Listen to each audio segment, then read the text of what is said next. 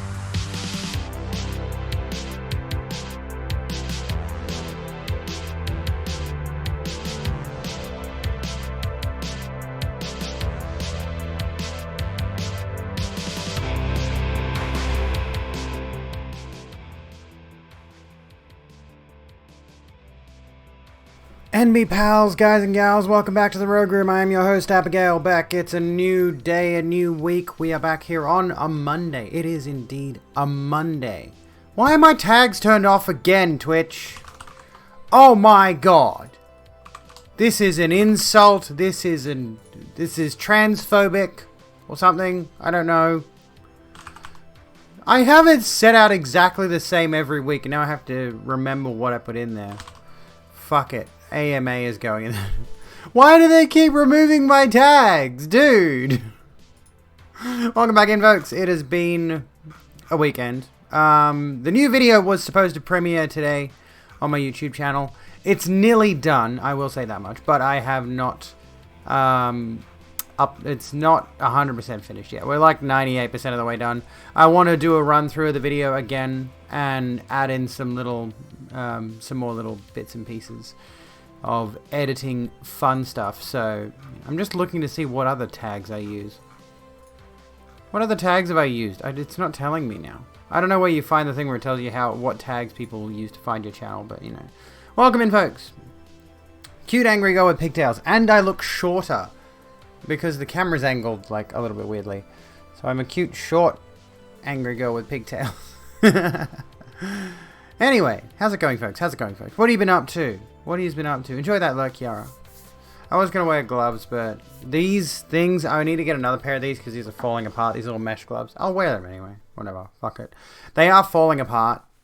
As you can see, like this little thread here.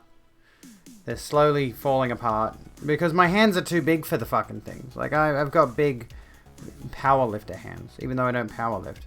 I've got... Well, yeah, I got no grip strength is the thing. Anyway, we're here now. We're here now.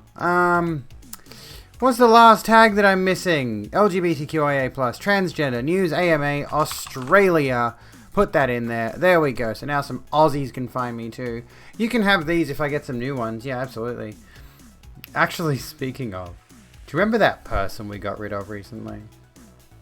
Do you remember that individual that we removed from the community a little bit recently? I've got a mouse pad, right? As you can see here, I've got one of these big mouse pads that covers the whole desk. Problem with it is, there's a light strip around the edges of it, right? But the light strip has stopped working. Like if I plug it in, where the plug-in is like over here in this one corner, the light will come out a little bit and then die off, which sucks. Because like I really like the light, the RGB light around the edges of it, but it's gone.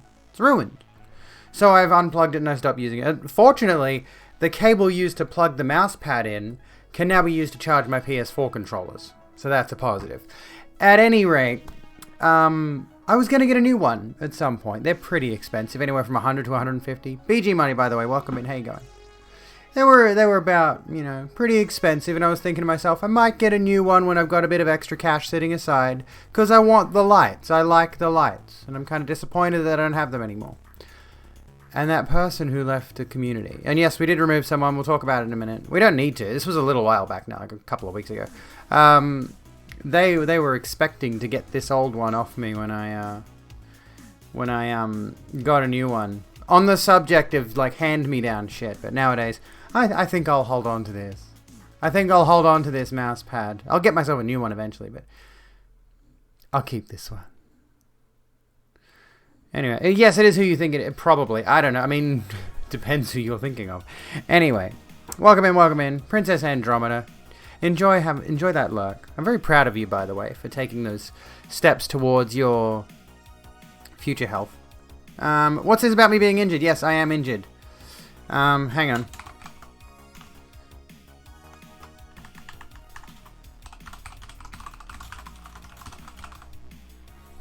Here we go. I'm injured. Pay me money. Yeah, actually, I need to figure out how to add a hug command to the chat bot, but you can just do /me if you want. That works. Yeah, I must have done something. I don't know when I did this, but my foot is really, really sore. Like it's, I can't. I tried to do my usual walk today, and I ended up having to limp a good portion of the way home. Because I got to a certain point and it was just agony. It was aching like crazy. Thank you for the head pats, Keds. Thank you so much. And I ended up really fucking... Oh. I've been icing it, ricing it. You know what it is. So rest, ice, compression, elevation. It's resting... It's elevated under the desk at the moment, but I don't have the ice pack on it. Pulled salt, I think so. Or something like that. And it's awful. Anyway. It is impressive. If it's something like... I mean... If it's something you're proud of, if it's something that you see as like a particular challenge you want to overcome in your life, then we're proud of you, princess. Need a new decent sized mouse pad? Ain't gonna ask for mine. Got your own a particular pre-order from PC Case Gear. Ooh. I've had this kind of injury before, but yeah, like I won't be able to do my usual cardio for like the week ahead at least, which sucks so much cock. Not that sucking cock is a bad thing. I really shouldn't use that terminology, should I? It sucks so much. What's a bad thing to suck on? Well, yeah, shit. That's not ass. You could. Oh, well, yeah, I wouldn't suck ass, but you could definitely. I don't know. Look, the point is, my foot hurting is not a good thing, and I don't like it. This is an 18+ stream, by the way, in terms of talking about sucking dicks and shit. You know, there we go. At any rate, I don't want my foot to be sore. I don't want it to be sore. It's bad. CO2? Yeah. Maybe not that. Less cardio equals more staying in bed and being comfy. Well, I am going to have to get up early tomorrow and just hook straight into editing or something. I could still do my other exercises that I normally do. I can still do my weights and stuff. I couldn't do my my leg exercises today for obvious reasons. But yeah, it fucking sucks. Because cardio has become my main source of exercise lately, so taking any real length of time off it is just going to be like, ugh, you're kidding me. Pigtails look pogtails. I'm glad you like them. I wanted to braid them, but I don't have enough hair to make the braids look good and thick and juicy.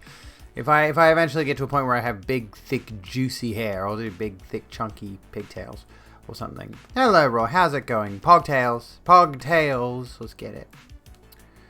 Now, we have a major story that I want to cover tonight for Friday's YouTube video. A major trans story, which you may have heard of already. Problem is, I don't think I'd be able to cover it quite effectively. I know most of the details. We've talked about it before, but it's kind of... I mean, you did spoil it, but we already sort of know about it. We are going to talk about it anyway for the sake of YouTube content. But, you know, I worry I'm not going to get all the details correct. But, I mean, I'm an opinion creator. I'm not exactly a... I'm not exactly, you know, an actual newscaster or anything like that. I'm an entertainer. Your hair is down your ass. Should you do big, juicy pogtails? Yes, you should. Matching chokers. Oh, yes, we got the same choker. Look at us. Besties, twinsies. Anyway. Wouldn't mind ruining Twinks and Dark Souls. Anywho. This is cheap AF. I mean, this one wasn't exactly expensive. This is a cheap... This is a cheap bit of nonsense. I'm a commentator, yes. Looking like the goth girls from SR2. Wait, Saints Row 2? Or like, check the news channel. Let's have a look. Let's have a look. Did I see something in there? Kicking a Nazi cost Manchester striker Eric Cantona a 9-month penalty and €18,000 fine and 2 weeks of community service. When asked about it, he says it was the best moment of his career. It's not every day you get to kick a fascist. Hell yes. I haven't played Saints Row 2. Oh, I have, but here's the thing. I played the first one, really loved it, had a great time with it. Tried to play Saints Row... I played Saints Row 1, tried to play Saints Row 2. Saints Row 2 had this awful, hazy fog over it, and it made the game look like absolute fucking dog shit. I could not play it. I've heard it's probably the best one. Like, a lot of people say Saints Row 2 is the best of the franchise, but I cannot play it. It's hideous to look at. It's absolutely atrocious. So, yeah. And it was even in the cutscenes indoors, too. It's like, what exactly did they do? Everything looks like it has a weird...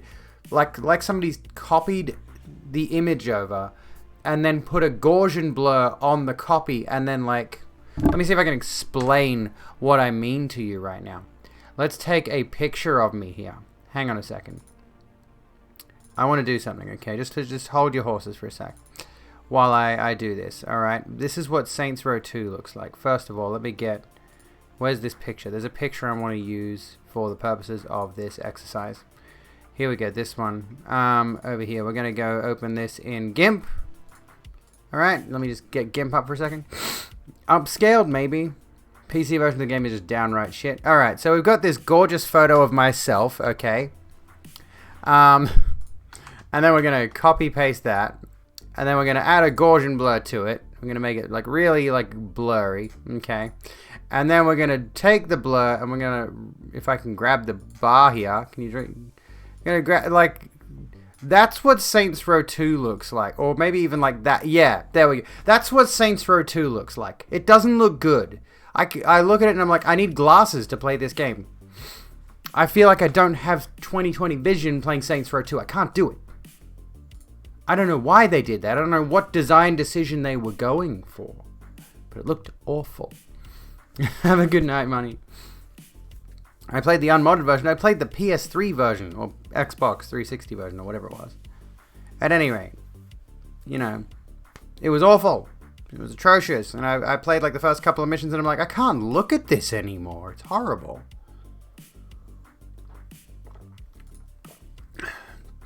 Narrative-wise, it's fan-fucking-tastic, but design-wise, it's just no. This is the thing. This is the thing. I've heard that Morrowind is probably the best Elder Scrolls game in terms of its narrative that Bethesda's ever put out, because they had like that Michael Kirkbride guy, or what was his name? There was that guy who yes, Monster, yes, I'm a Monster Tran now, one of those ones. It's the sugar-free one, but anyway, yeah, like a lot of people say Morrowind is the best Elder Scrolls game in terms of its narrative, but I simply cannot play it because the gameplay is arse.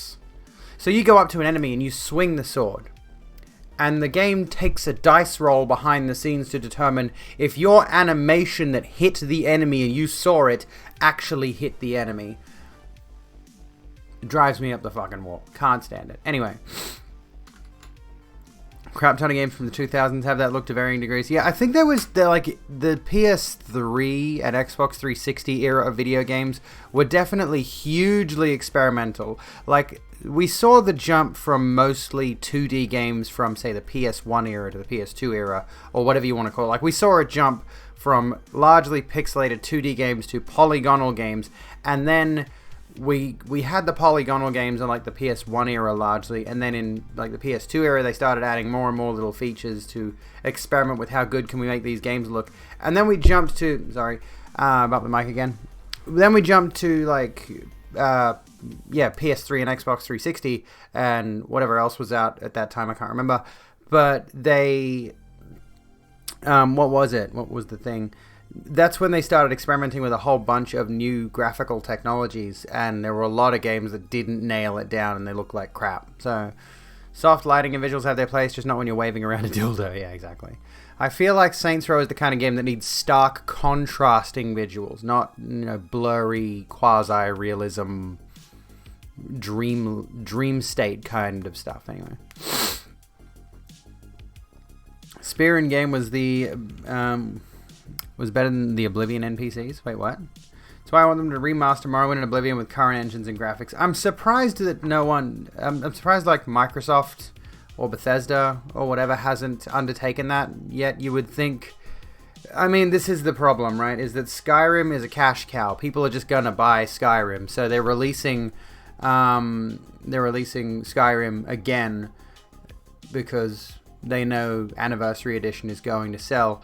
And as a result, I think internally that, you know, Todd Howard and co. look at that and they think to themselves, there's really no incentive financially for us to expend the energy on a whole team remastering Morrowind, even though, and especially knowing, you know, the fans are already doing it. Skywind and Morroblivion and all of these different things. These are projects that, this is the thing, is like they keep doing those, but they never finish them.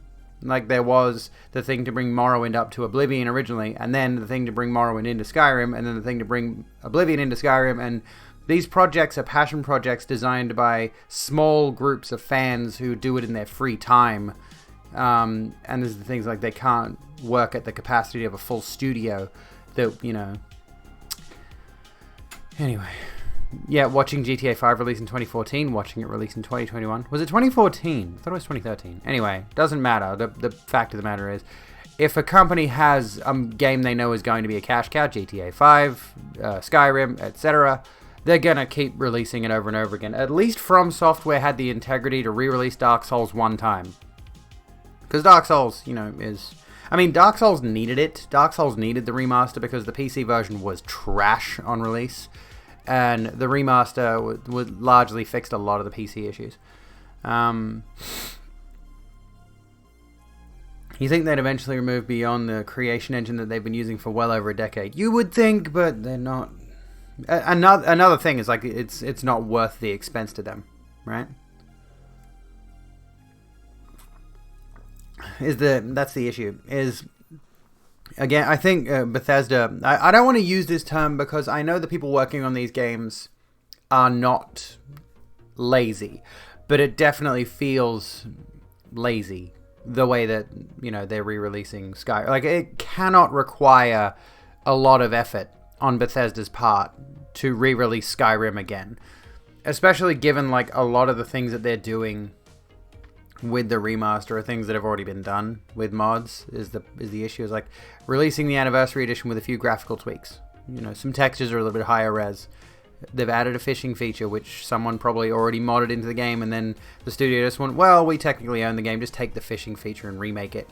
Like, the thing is, you know, they're not devoting an entire team of, like, hundreds of people to remaking Skyrim from the ground up or whatever. And speaking of,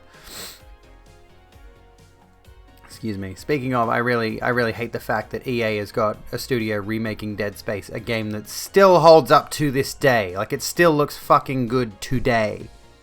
There's no need to remake Dead Space. And when I say remake, I mean they're rebuilding the game from the ground up. Maybe it's to reinvigorate interest in the franchise and give us some new sequels or new content. I did hear they're bringing in old cut content for this new remake, but still. It irritates me that instead of getting new content, we're getting a rehash of old content. Abflex? No, I can't abflex. I mean, I could try, but I've eaten today. It doesn't look good in this lighting either. Okay. I'll give it a crack. I don't like how my abs look at the moment. Anyway. Alright. So, how do we do this?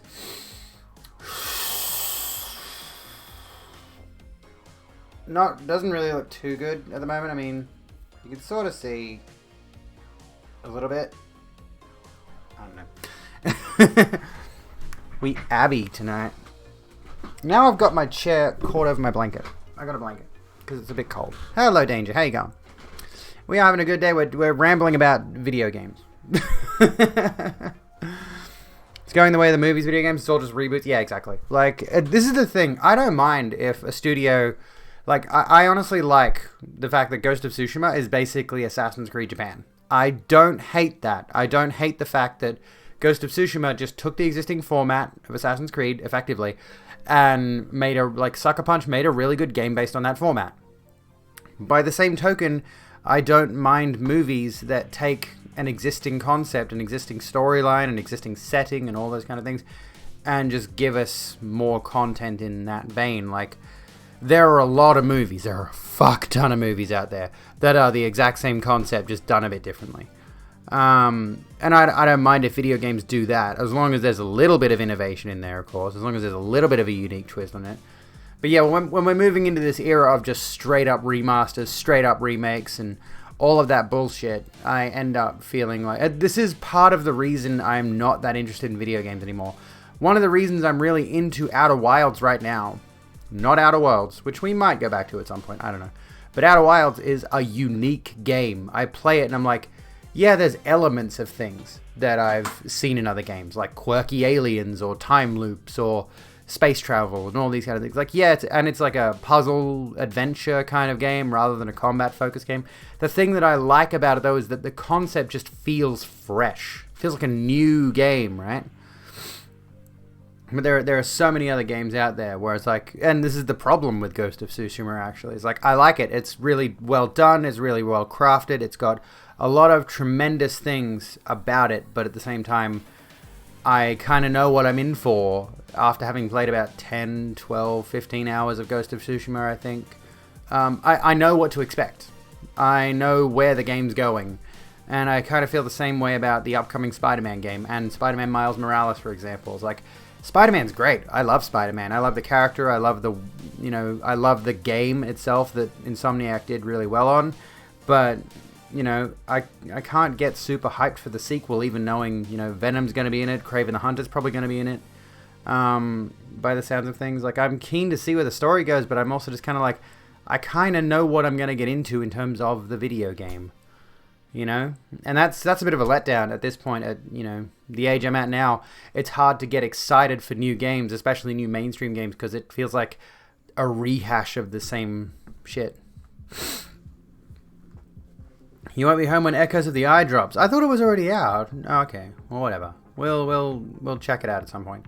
Mad Max Fury Road doesn't reinvent anything on paper, but it's still one of the greatest movies. Oh yes, exactly, Nico. Exactly. Or Neko? How do you want to say that? Anyway.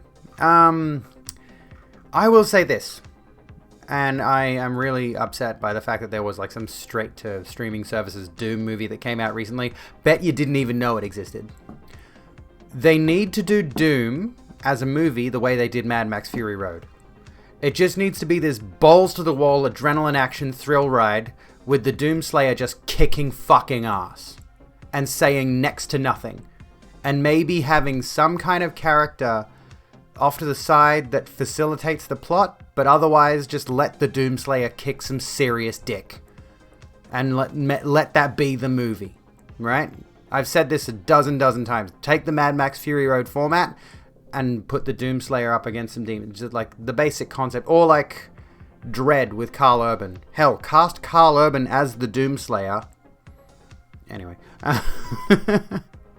And don't do only CGI for the demons. Yes, get some, what's it called? Get some practical effects in there. Dredd is a fucking good movie. It's an incredible movie. I think the 3D killed it. Hello, Punky. How you going? That's what you like about the first 7 Yakuza games. Why are there 7 of them? Fuck. That's intimidating. Can jump from one to the other with zero problems. But who should The Rock play this time? He could have a role, honestly. You could put The Rock in there somewhere. Well, that's the problem, JMM, is that they did do a new Doom movie, and it was a horror movie, I think. Or it was like some kind of... Like, they tried to take the Doom format and kind of seems like they went the route of let's emulate Aliens, but make it... It's like, no, Doom is about a character being a fucking badass. We don't want people cowering and hiding away in the shadows, away from the demons. You can turn 2 katanas into one massive one and just throw it at enemies. Dread Templar. Oh, okay. Just have The Rock play The Rock. It's basically, yeah, like that's the thing, is like it's really weird. Doom 3 kind of set the stage for Doom movie production. Like, the Doom movie that came out originally was kind of a tie-in to the Doom 3 game. And as a result, like, yeah, they did another movie, Doom something, or I can't remember what it was. But it was painted as like this horror movie. I never ended up seeing it because the trailer alone turned me off it, which is the entire point of trailers, right? They're supposed to pull you in. And if the trailer alone turns me off the movie, I'm not interested, But yeah, Dredd as a movie is a good template for a lot of video game movies, I think. I am so sexy. Probably don't say that in a streamer's chat, honestly. I'm just going to throw that out there. That's weird. We don't know each other. Don't do that. Dealing with some secondhand trauma today as my sister is having an identity crisis. Oh my goodness. That's awful. I hope she's okay. That's a name, right? Dredd is a comic book movie. I mean, it is. But the format of it works well for like a lot of video game movies if they were to be turned into movies. What's a good example, actually? What do you think? What's a video game that needs a movie? Do you think? I feel like I'm one of those super fans who actually really enjoyed the Warcraft movie, unironically.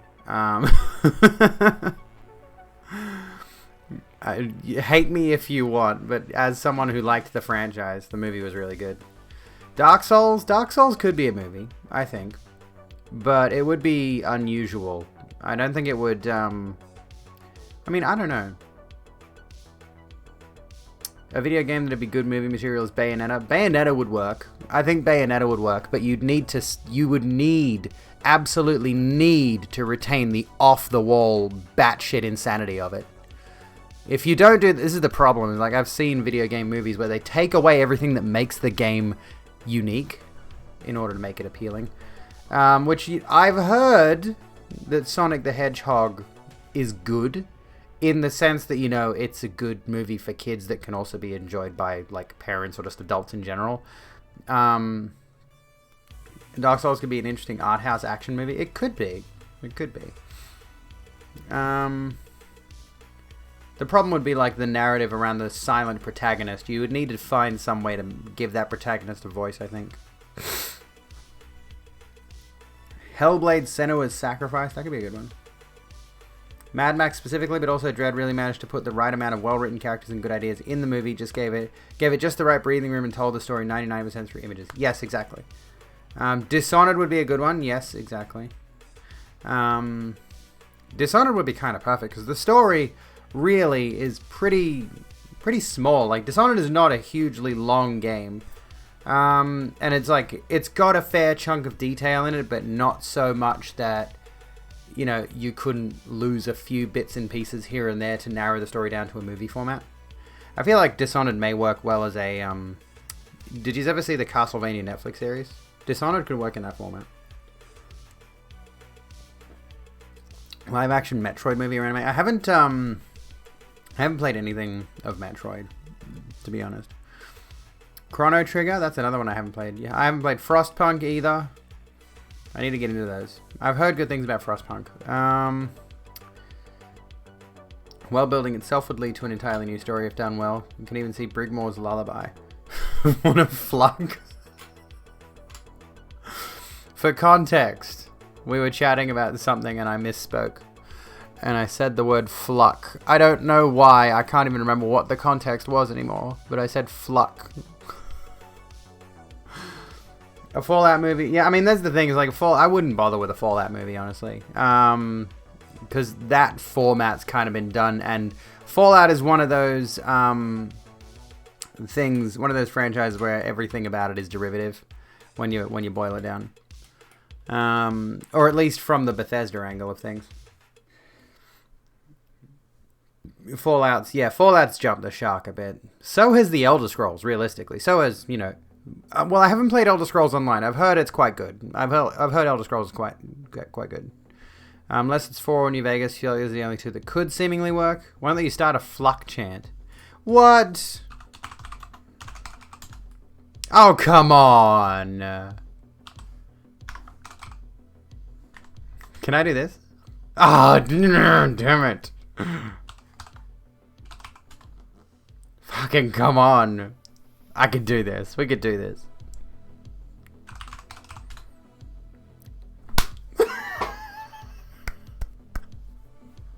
Can we get some flux in chat?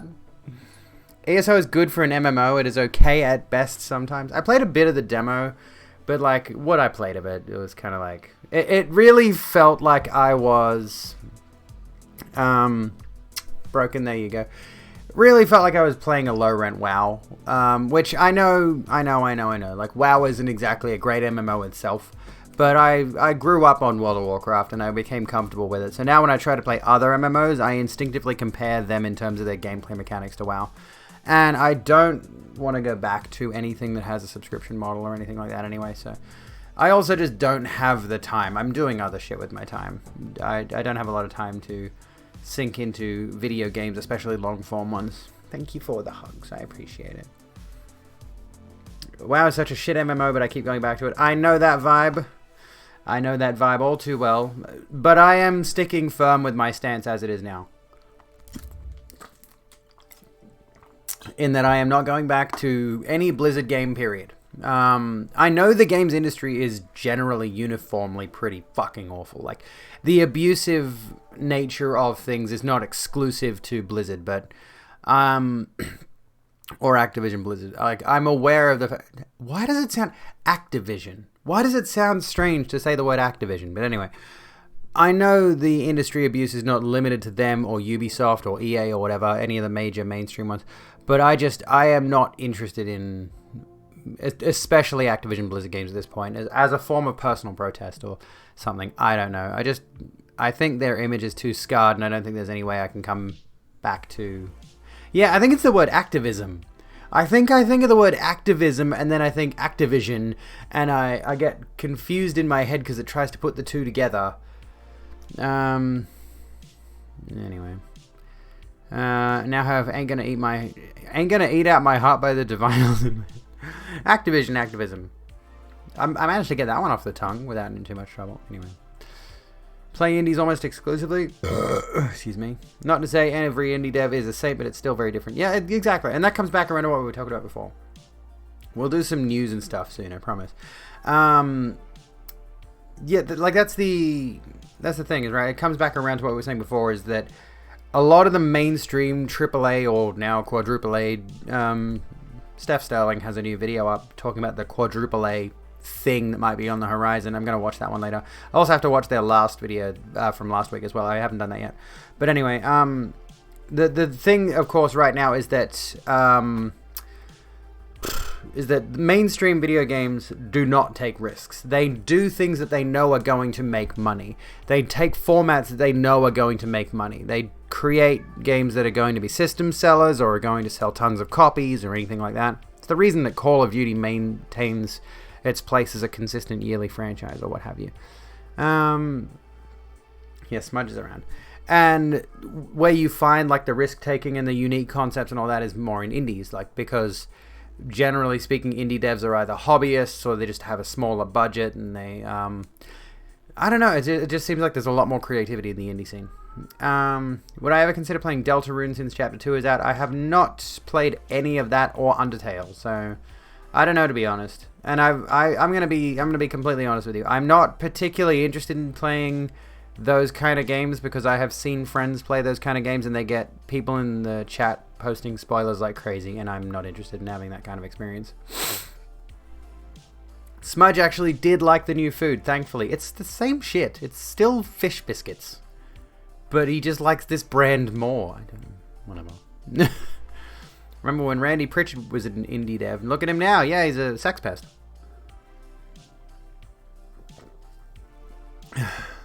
Big AAA companies like the indies take the risks for them to then capitalize. Well, I suppose, yeah. Might be worth grabbing as an off-stream game. I don't know. I'm honestly just not interested in it, is the thing. Here's this for you. I've still got some muscles left. Hey, Hellfire. How you going? Mainstream games take zero risks, is why we see open world sims everywhere. HZD, TI, yeah, exactly. I don't really have time for off-stream games. Like, generally speaking, I fill my schedule with so much other stuff that I don't have the time. You know, I probably could fit gaming in, but I have to take something else out. Like, it's like that meme. Do I have time for gaming? Pulling a little block out that's like sleep. Multiverse of Undertale, so you don't need to know anything. Yeah, I'd have strong mods, but still. Gotta be more middle budget games. Yeah, that's a good point. I like the idea of more mid-shelf games, you know? Thank you for the head pat. But yeah, like, in terms of, you know, you think of it like alcohol, for example. You know, you buy the top shelf stuff, it's expensive, it's the high quality stuff. I want more mid-shelf games, you know? You got the low shelf stuff, which is the, you know, the low tier, cheap indie games. I want more mid-shelf games. Like, I feel like the PS2 was the era of the mid-shelf game. You know what I mean? Like, there was a lot more variety in that era, it felt like. I don't know. Nickelodeon All-Star Brawl is the most mainstream game I'm going to buy in quite some time. I only just recently found out that even exists. Oh, thank you for the hugs. I appreciate it. Oh. Gee. Anyways. Hello, Mr. Fuzzy Butt. How you going? When you get 4 hours a week, you got to pick your games wisely. Well, true. I mean, I could play more than that. I could. I used to play a lot more than that. But I also ended up... I think I have been for quite some time burnt out on video games, is the thing. So now I'm trying to take my time with games a lot more cautiously, lest I end up in the same situation that I did with Minecraft, and then honestly Dark Souls in a lot of ways, which is like obviously my favorite game. And a lot of other games that I've played over the years, even Terraria, and like I do enjoy Minecraft with friends as a social game, but not so much by itself. But there's a lot of games that I really want to play that I just feel no compulsion to, because when I load up a game, I'm immediately bored. You know, I start playing and I'm like, why am I not enjoying this? I wanted to try playing, I tried to play God of War. I tried a good few hours of it. And I found myself utterly bored out of my brain by it. Couldn't enjoy the experience. You know, I'm sitting there going through the motions, and then I you know, I'd get to the next area, the next story beat, next whatever. And the game would be throwing hints at me. It's like, oh, did you know you could explore a bit and find more stuff? And I'm like, please do not give me even more time to waste in this game. I hate it. And that's the case for like a lot of games. Like I just can't be bothered with most of them. Ever played Demon Souls? No, I have not, beyond like the first boss. I only played a bit of it on PS3. I don't have a PS5. I do want to play that one at least. But I want to play the PS5 remake, and because it looks amazing. But I don't have a PS5 because A, I'm poor, and B, there's no stock anywhere. Anyway, anyways. Now that you're going to get really depressed when I lose interest in video games, that's the thing. Is like I think in order to maintain your interest in those things, is you need to find some way to vary them up, or you need to find some way to keep them interesting. I think that's maybe why people who get really into competitive video games manage to maintain it for so long, because it's a constant grind to get better, like to get higher on the leaderboards into the next rank or unlock the next skin or whatever. They keep you hooked in certain ways, so you keep coming back to play the game even if you end up not enjoying it. But, you know, the fact that there are so many people playing Battle Royales, for example, the reason that they keep playing those is because, technically speaking, each match is going to be a different experience. But, you know, don't play games as much anymore in general, but I really fell in love with Hades. I do like Hades quite a bit, but, again, it's the thing of, like, I can't be bothered to play for too long. I don't know. I want to play it to I want to at least complete one playthrough, but I just can't be bothered. You play games to have fun. Apparently some people do. Time is money. Yeah, exactly. I could be doing other stuff that feels more productive. There's no doubt that we should play Masterpiece titles if there's too much video game options. It could be spending it in bed. Yeah, it could be resting. Welcome back, homonyms. How you going? Battle Royale's like the multiplayer hyper expansion of a roguelike. In a sense, yeah. Like there's a lot of components that cross over there. I could see that. Titties are too big to play video games anymore. Oh, shucks. What a shame. Girls don't play video games.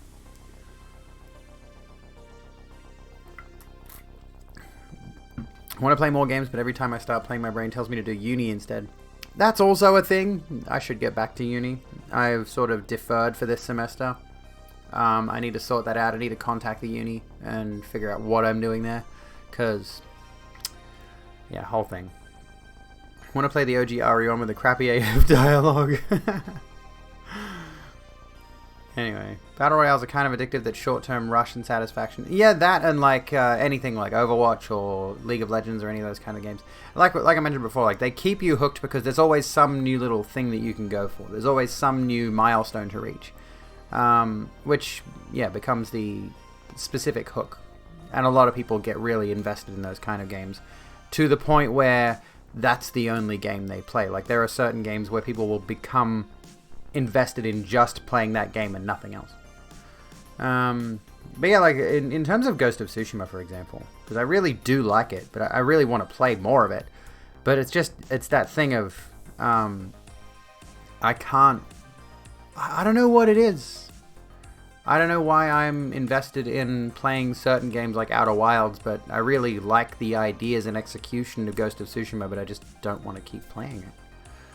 I don't know.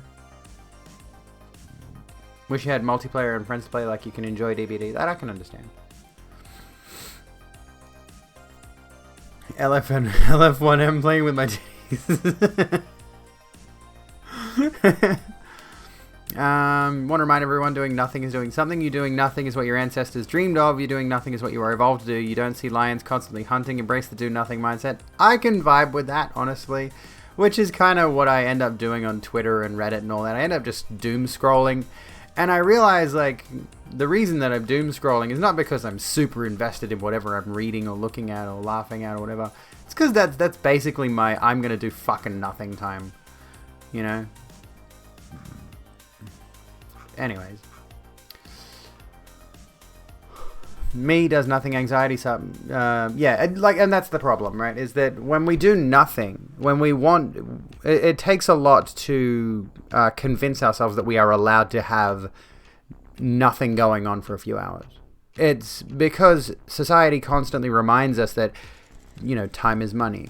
I'm reminded of a post that went up by, I think it was Amaranth, was talking about how she made reference to this thing as like the people who work 80 hours a week do so they're not working 40 hours a week kind of thing. And it's that mindset that society has drilled into us, that every waking hour that we have needs to be filled with us doing something that could either does directly lead to us making money or could lead to us making money. So, like, you should be spending time in training to get a good job further down the line, or you should be spending time studying, you should be spending time working, you should be spending time developing a skill that could earn you money. Like, that's the whole thing, right? Is if you have any time where you're not doing anything explicitly productive, society tells you that's wrong. And as a result, we get this innate guilt and anxiety around that. And it becomes very hard to shake that demon away. You know, it becomes very hard to shake off that guilt and think to yourself, I deserve this moment to do nothing. I deserve the opportunity to do nothing. Communism is free time and nothing else. Where are we? Hang on, let me come back. Really hyped for that DLC, just going to play it all day like you did with the main game. I can't wait to finish the main game because I'm really, really enjoying it, but I want to see where the story goes with Outer Wilds. Kez is still woozy from the vaccine, so Kez, you're going to go to bed. Have a good one, Kez. Thank you so kindly for hanging out. It's an Aussie weirdo. How am I from a lunatic Brit? I don't know. I think we're mostly the same. That was a weird noise. Anyway. Yeah, for me, it feels like I'm waiting for the other shoe to drop, and I need to busy myself to not panic over that feeling. Not so much busy with earning money, though. Just creating feels weird if I don't. I mean, that's the thing, too, right? It's like, even if you're not explicitly making money from something, like I'm streaming now because it feels productive, but, you know, let's just say, for example, and I'm not begging for subs or bits or anything, but, you know, we've been streaming for about 52 minutes, and I technically haven't made any money doing this in this time frame. But this still feels like I'm doing something. And that something is potentially productive. Like, I am still, in a sense, developing a skill here, I suppose. It depends how you look at it. I would say this is developing a skill in terms of, like, my ability to commentate, my ability to be an engaged and entertaining personality. That's still a skill you need to develop, right? Or, like, it's not a skill you need to develop, but it's a skill that I personally put value in, and thus doing this, being live streaming and all that, it is like a thing I'm developing that can... Entertainment's an industry, okay? That's the point I'm getting at here. I could do this as a job. Someone give me a talk show. Fuck. I'll interview people for a living. But yeah, like, the thing is, like, even if we're doing something that doesn't explicitly make us money, there are a lot of things that keep us productive in a sense that are, that stave off those feelings of, like, under the table action never went astray. Ziwa. Yo money. Yo money. Money, bitch. Imagine working for 54 minutes and making $5. Anyway. Like Beards has said here, when you're being chased by a wolf, you don't take time to appreciate all the other wolves that aren't chasing you. Well, yeah. It's like to turn hobbies into paying ventures advice. I just want to enjoy things. Yeah, exactly, enemy. Exactly. It's a long job. Dude, why are people coming in to flirt with me tonight?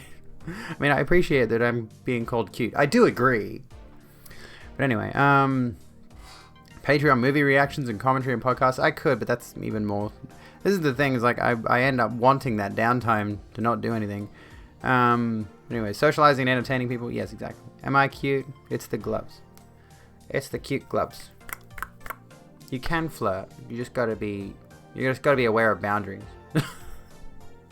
I am a hottie. Here's another flex weight. You gotta be respectful with your flirtations though. This is not at all the topic I was going to go on about, but you know, we're here now. Let's continue down this train of thought because I like this. I am quite fond of where we're going with this conversation. Cheese-free flirtations, please. All the girls should want Abby. Don't tell the transphobes on Twitter that. They wouldn't. Here's how I've been writing "us," like this. "Us." I don't know what it means, but I know a lot of Aussies are like "us." Yeah, us. Yeah, our team scored a try, bros. Us. I don't fucking know. I don't. Happy Bisexuality Awareness Week. Ooh, cool. I didn't know that was a thing. I'm sorry. Question, does E make titties more sensitive? Here's a fun fact. Mine are incredibly sensitive lately. I'm what, like 10 months into estrogen? And holy shit. They are... Fuck. They are... Just to be completely out and out about it. My titties are sensitive as fuck right now. If I casually bump one, I'm just like, oh my god. Not like in a good way. It's like painful. So it's so late over here, but I saw you posted on Twitter about how Gina Carano blocked you on Twitter. That means she noticed you somewhat got under her skin. I did make a video reacting to her a while back. I don't think we've ever actually interacted on Twitter though. How are you, Anita? Did I? Yeah, I think I did. Hang on. I'm pretty sure. Yeah. I posted a video 7 months ago called Gina Carano got fired, LOL. So, like, unless... I'm fairly certain I've never interacted with her on Twitter. I don't recall ever interacting with her. So that must mean, more than likely, she's at least casually come across that video or something and blocked me. Or something. I don't know. It's funny, though. It's fucking hilarious. She was totally Googling herself, maybe. Anyways, but yeah, like those dingbats on Twitter who found my post about idea lesbians with dicks. It was just a funny joke for the transes to enjoy, and it pissed people off. Aren't they cute? They think they're saying something by insulting me. Some of them were outright quote tweeting and making death threats, basically, which is fun. Reported those ones. Anyway. They're more sensitive when you first start because of growing pains. I mean, yeah, I feel like maybe mine are like getting growing pains at the moment. And that's what I'm dealing with. But anyway, you're doing well. I'm glad to hear it. It pissed her off. That's the important part. See trans women as complete women and nothing less, and I do 100% identify as gay. So my path will 100% always be platonic, despite the dude in my name. I get it. There's a Google alert system where you can set up for yourself. I know that Mundane Matt was doing that to flag videos where people mentioned his name at all. That's weird. That's very weird. You got accused of stealing today for 5 years ago, which you never did. What the heck? That's so annoying. I mean, I know there is a thing with regards to breasts in general. Where what was it? Is there a self-purge function? No, I don't think so. I mean, is that an option? I suppose Botwick's a mod, so Botwick could technically delete all your messages. I don't know, anyway. I don't know. Pretty sure you got blocked by a local politician. Are they allowed to do that? I feel like they're not allowed to do that. But yeah, like, I mean, I know that, you know, breasts in general do tend to have number of sensitivity issues, depending, you know. They can still grow at 4 years in. Yeah, exactly. Like, they don't stop necessarily. Some have Sudoku set up in their bots to self-purge. I'll have a look into that. Why do Twitter users need to cancel everything they touch? Twitter is an unusual and very confusing place. I will say that I've had a lot of good fortune on Twitter. I found tons of really cool people on there, especially since coming out as trans. And like I found mostly a ton of cool trans people, generally speaking, which is super awesome. So, you know, I see my posts, my feed is usually filled with like awesome trans people all the time. And also, it's important to note that Twitter, with regards to the whole let's cancel everything attitude, is that people think Twitter is I mean, you could argue Twitter is maybe a microcosm of attitudes of the real world, but people really think they have some significant amount of power over a person's life and career and all of those kinds of things. We are all awesome. Trans people generally troll you by being as pommy as possible. That's fine. I appreciate the pommy trolling. That's okay. You just look at pictures artists post. I mean, that's the thing, is like Twitter is what you make of it, really. And there are a ton of people on there who are really only looking to bring people down. Thank you for the head pats. I think it's spelled OSS and it's a BJJ thing. Wait, what? What is? But anyway, like, I think one of the major issues that Twitter has is, like, you've seen ratios, right? Like, you've seen when someone quote tweets something and goes ratio, and it's just like the person who's doing that has got more followers, so they know people are going to see the post and just like it and then drag the person or whatever. And like, that's the thing with Twitter, is a lot of people have this attitude of like, if I get more engagements than you, then I win. Look, there's more people liking my post, I win. And it's stupid. You could post a completely sound, logical response to somebody, but if the other person has got more followers and they reply, nah, then they'll just get more likes. They live in echo chambers. Twitter is just a website full of echo chambers. You use it for instant news, that's a good thing. Yeah. I do tend to follow some newsy people. What do I think of SJWs? Well, this is the thing. I think the phrase SJW has been co-opted as a derogatory term in much the same way that like TERF is used as a derogatory term. There is nothing wrong with someone who is a social justice activist, for example. Like somebody, like social justice is effectively, let's just say, for example, feminism. You know, feminism is about gender egalitarianism in society. We want everyone, no matter their gender, to be on the same level, right? That's basically what social justice is about as well. Social justice is an umbrella term covering all of those different things. Let's elevate everybody to the same level instead of, you know, let's eliminate privilege, basically, is the goal of social justice, right? But the term social justice warrior, which I think was originally the same kind of thing as TERF, as like people were identifying themselves as social justice warriors, and it became this whole thing of let's mock the most extreme examples of this that are the most unreasonable types of opinions, and that's like SJW is now used as a derogatory.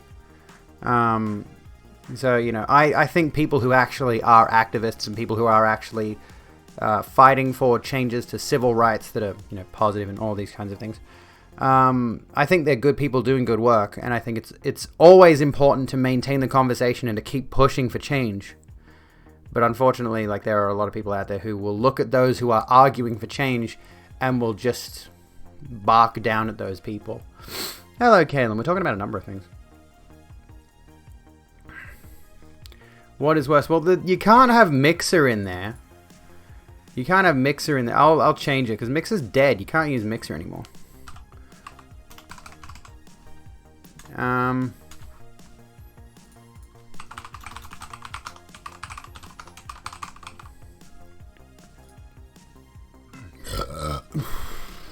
Fine, whatever. It's a bit weird though, because like 2 of those are streaming platforms.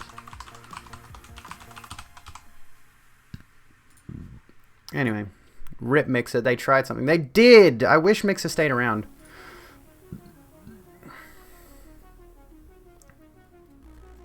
Twitch is constantly doing more and more for protecting. It's really not though. It's not doing much at all to protect its communities.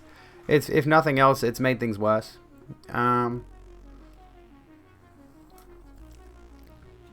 Anyway, where were we? Super nice to transphobes on Twitter, sort of, so say, like, look, I'm kinder than you. I wish I had that patience. I really wish I had the patience to do that. I should try. I know there are some people who have that attitude. And today I did have a conversation with somebody where, you know, I asserted that they were the kind of person who, like, what did they say? There was a conversation I had earlier this morning, and they were definitely like the turfy kind of feminist who defines people by their biological sex. And they tweeted something to the effect of, define trans youth without using sex stereotypes or something. And I responded with like, but you are the kind of person who uses sex stereotypes to define people all the time. And the conversation spiraled from there, and I maintained an air of civility with them as much as I possibly could. I didn't stoop to their level of, well, the thing is we had a good conversation back and forth, but eventually they just dipped. They stopped replying. So, you know, I think there is a possibility for civility on a place like Twitter, but it really depends on your own attitude towards it, what kind of a following you cultivate, or how you set up your own feed with who you're following. So, you know, it's a tricky business. Any moral code I put in my community? I mean, it's in the rules. You can just look at the rules. That'll probably cover it.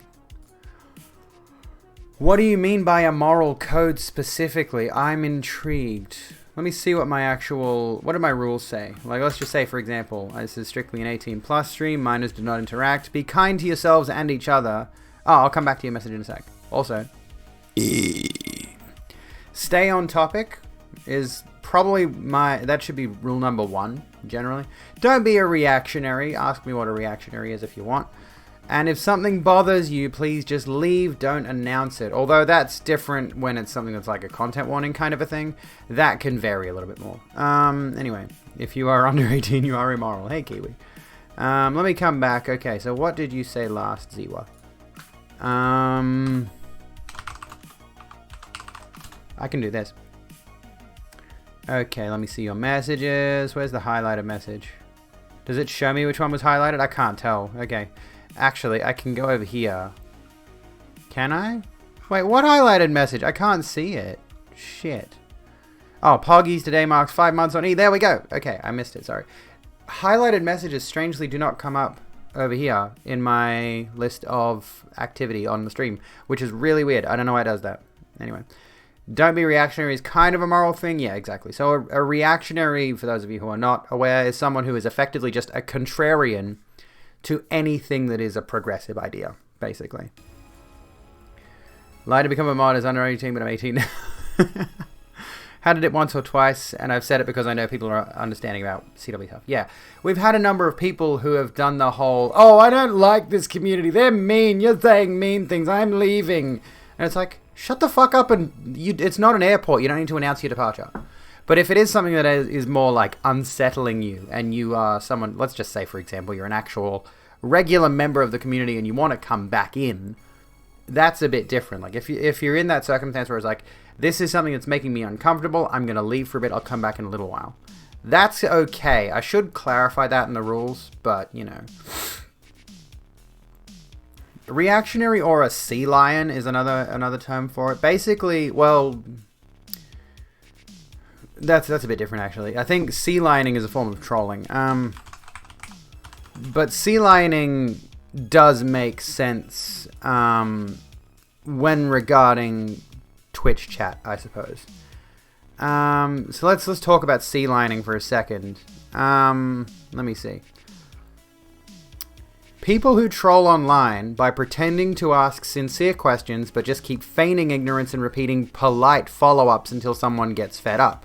That way they can cast their opponents as attacking them and being unreasonable. It's pretty common on comment sections of weather blogs re climate change. It's called sea lioning, and this term is based on this lovely comic found at this link. Oh yeah, this is where it came from, okay. I don't mind most marine mammals, but sea lions, I could do without sea lions. Don't say that out loud, pardon me. I couldn't help but overhear. Now you've done it.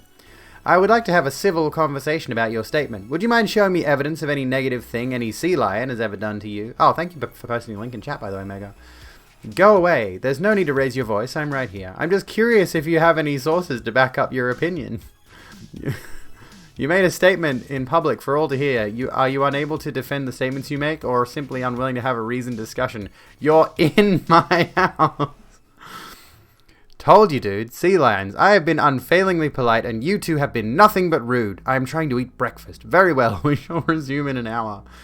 It's infuriating, but that's basically it, right? And this actually comes back to what we were saying before about SJWs.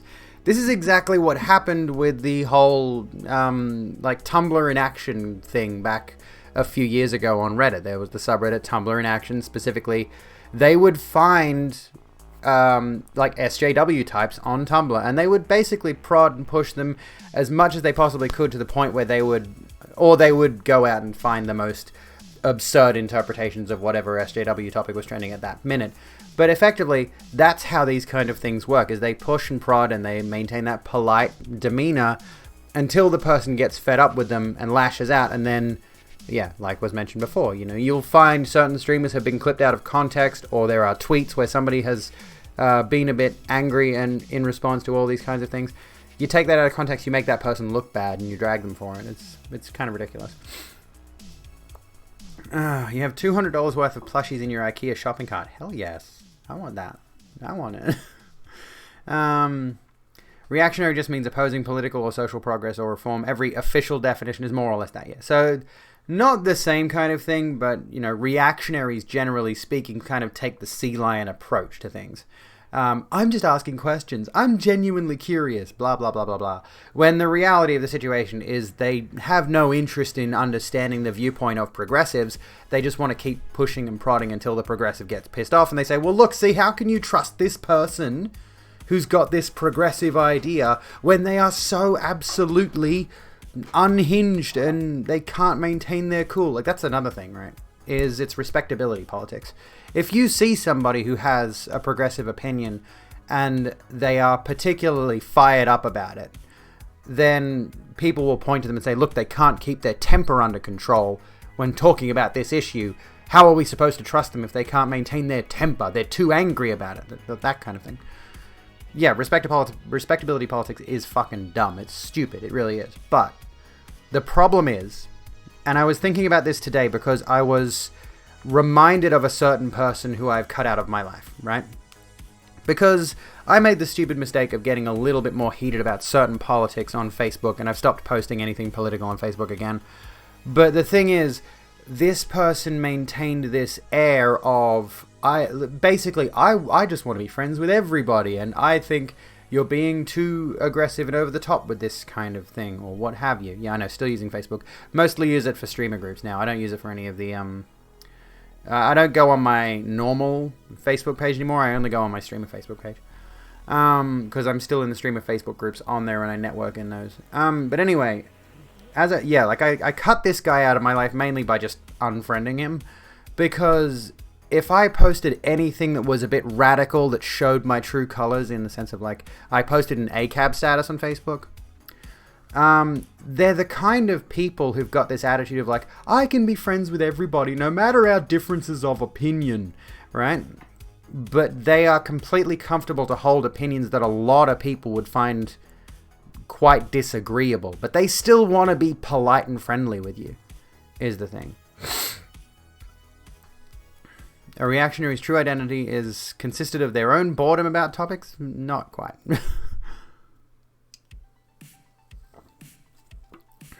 So they pretend to have interest and continue ridiculous questions. I suppose, in a sense. But yeah, Facebook is don't ever have an opinion. Exactly. We can do a 13-12 chant, I think. How about this?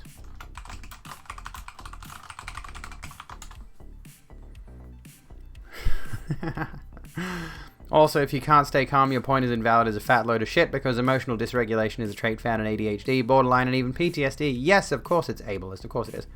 Oh my god, all cats are beautiful. Fuck. I can post it several times. Oh, anyway. Don't even know how to use Facebook. Every time I open it, I get unironically overwhelmed and extremely stressed. It's a dumb website. I would highly recommend you don't use it ever. It's awful. Drop a hot opinion on Facebook for research. What is this cult? It's a chant. All cunts are beautiful. The Aussie version of it.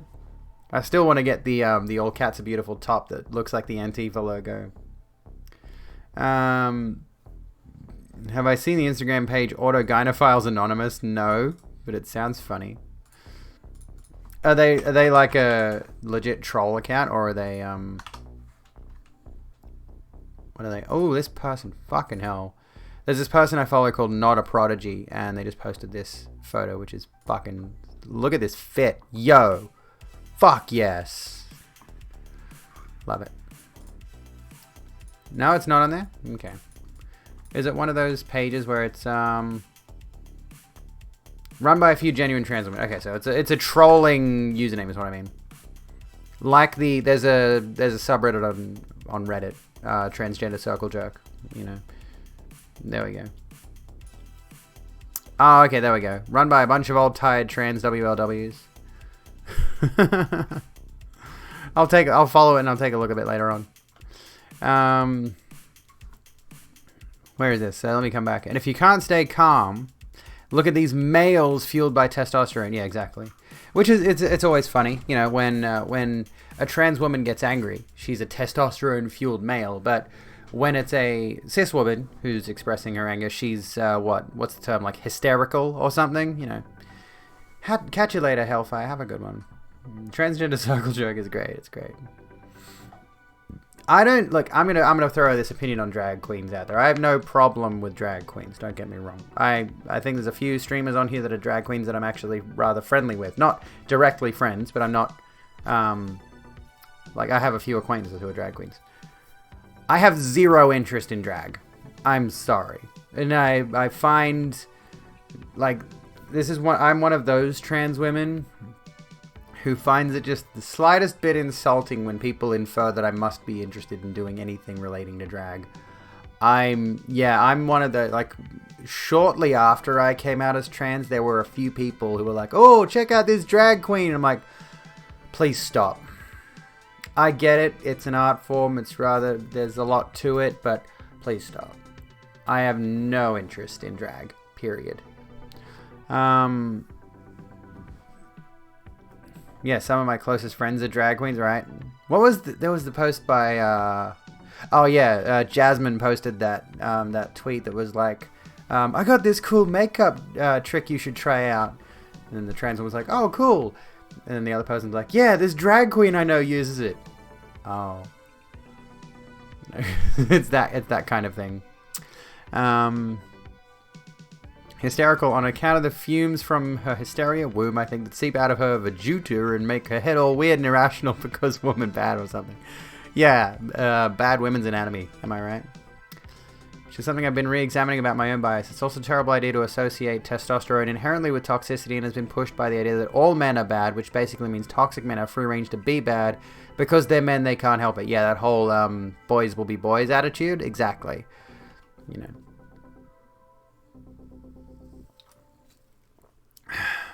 Anyway, proof positive that all trans women are not a monolith. Cannot get enough about drag. Like, I mean, it was kind of like your attitude when I first came out, but as I got further away from the start, the more I got into drag. Okay. Friend I live with is incredibly into drag, and just please stop trying to drag me into watching it. Yeah, right? Right? It's kind of unsettling that, you know,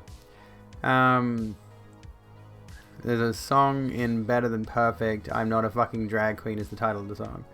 Feel better about drag these days, but pre-trans I was really put off by it because it made me feel like my feelings of GNC weren't the same. Yeah, well, that's the thing, is they're not. Gender nonconformity, yeah, they're not the same thing is the problem. And the issue is that a lot of people just conflate the two as though, you know, typically speaking, a man dressing up in an exaggerated performance of a woman is the same thing as a transgender woman. And that's my major issue with it, is like, I don't like the conflation. And I'm just not interested in drag. Like, I just have no interest whatsoever. I'm not even remotely amused by it, you know. Same feelings towards Rocky Horror Picture Show. The yeah, Rogue Room exactly. appreciates your recommendation. The But this is the thing, is like there is Annie Crevice is a trans woman who is a drag queen, right?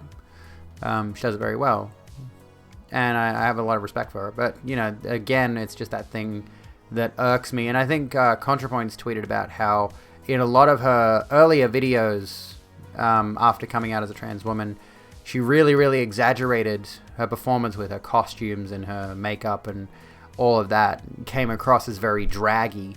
And she sort of stated it was that a form of, I guess, self-flagellation through content kind of thing. Whereas a lot of that excessive... Well, I mean, she still does, you know, really good costuming and makeup and all that, but it's less drag queeny now. Gender is a societal construct. We need to destroy it. Please hand your genders over for incineration at your earliest convenience. Yes, there are some staff over there who will help you to throw them in the incinerator.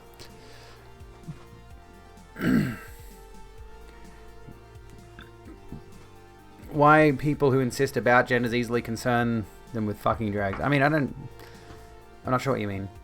What's the difference between you and them, though? I'm not fucking performing. It's literally just me, no act, no character. Yeah, that's the thing. Is drag queens are performing characters. They are effectively actors and actresses. You know, performers. Gottmik is a trans man drag queen. I mean, Kylie Sonique Love won Drag Race All Stars and is a trans woman. Has a cis woman competitor. Prefer recycled genders to more useful things in society packages. Yeah.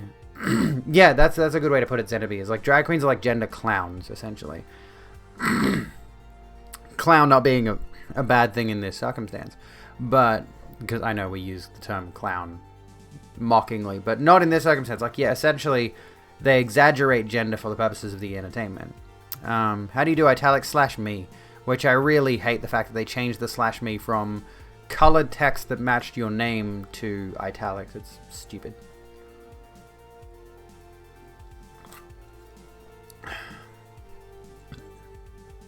I'm just glad you can wear what you want no matter the spectrum of gender. I mean, you can, but you can still, unfortunately, face scrutiny and harassment and abuse and all of that, depending on where you live. If you are perceived a certain way, you know, by members of society, you can end up facing quite severe things, quite severe oppression. If like, let's just say you were a pretty cis-presenting man who decided to wear a dress one day, but you live in a certain area that's not accepting of anyone, who's gender non-conforming, for example, you know. It's like, yeah, we technically can wear whatever we want, but, you know. Coming back, the annoying thing is being gender flux. I would actually be kind of curious to do the drag king thing if the scene didn't make you feel uncomfortable. Yeah, exactly. It's like, I feel particularly uncomfortable around the drag thing. Oh, I think you got... Wait, hang on. That's not... You weren't supposed to get banned there, Clara. There we go. Oops. Wish you grew up when trans and LGBT was as acceptable as it is now. It feels like just 5 years ago it was so much different. Yeah, like honestly, it really was quite a bit different a few years ago. And Jordan Raskopoulos was mentioning this to me actually in my chat one time. I think it was in chat, talking about how, you know, even just a few years ago, trans people were still faced with that idea of, and this is true in a lot of places in the world in general, but being trans, you basically had to pass, or you weren't allowed to transition effectively, like socially speaking. You had to pass. You had to put in 110% of the effort to make sure you were passing as effectively as possible, and like you had to be getting the surgeries, and you had to be on the hormones, and you had to be doing this and that and everything, which is just so wild to me. It's like 2016, 2015, only a few years ago, that was the norm for trans people. And there were still people back then who were all kinds of gender fuck and were expressing themselves however they wanted, of course, but there was a lot more bigotry directed towards them as a result of their, if they were very openly trans. Attitudes have dramatically shifted in the past few years, which is good. Which is why I think the sudden surge of transphobic attitudes we're seeing now in social discourse are largely motivated by people who realize that their own bigoted ideology is slowly dying out. More and more people are accepting of trans people at numerous stages of transition. You gotta go, Radio Broken. Have a good one. I just wish that drag wasn't all the representation the GNC people got. Like, it isn't a good representation at all, and yet it's all that a lot of people are exposed to. Yeah, exactly. Like, this is the problem, is that it's good in the sense that it does normalize gender nonconformity, but it does so in such a way that people expect, if you are trans or gender nonconforming in any way, that you're sort of innately tied to that. And people are still going to have that attitude towards anyone GNC who, they're just going to have that association like if it was a character on The Simpsons or Family Guy kind of thing, is the unfortunate negative side of these things. The doctor told me the 4-year minimum waiting period for the first gender appointment was necessary to prevent autistic people and trauma victims from transitioning. That is so fucking stupid, Mega. Holy shit. That is so fucking stupid. Good lord. That's ableist on multiple levels. That's absolutely fucked. Moved to the queer capital of Europe, Brighton, and got a cool trans doctor who gave me hormones straight away. Fuck yes. I'm autistic and trans as well. I lucked out by being born in Australia, I think. We have to concede the privileges where we have them. As if most trans folk aren't already trauma victims anyway. Yeah, exactly. You're probably autistic. Have you done a bit of a self-diagnosed thing? It's not only fucked up, it's dumb as hell. Do they think autism and trauma magically disappear before 4 years? It's wild, and it's also infantilizing to those people, you know. Yeah, and when I say have you done self-diagnosing, I mean have you looked up symptoms of yours, Ziwa, that that might be particularly autistic, you know. Autism, trauma / Brighton buddy.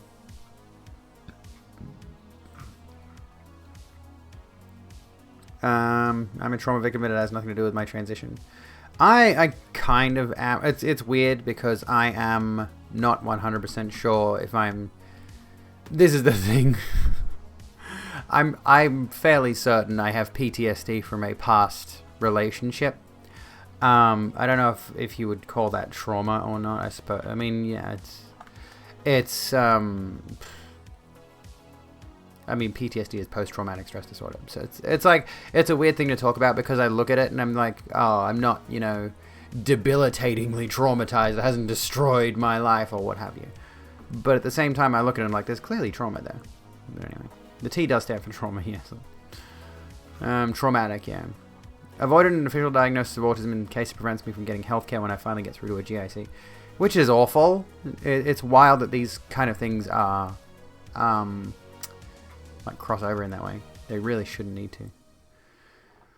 You were traumatized well before you knew you were trans, but oh boy, society hasn't piled on the trauma since it came out, right? First of all, don't call me bro. I'm just going to say that right now. And my family did not reject me, so I don't really have that particular experience. I will say if your family rejects it, it does make things very difficult if you want to be open and proud about it, but yeah, it's...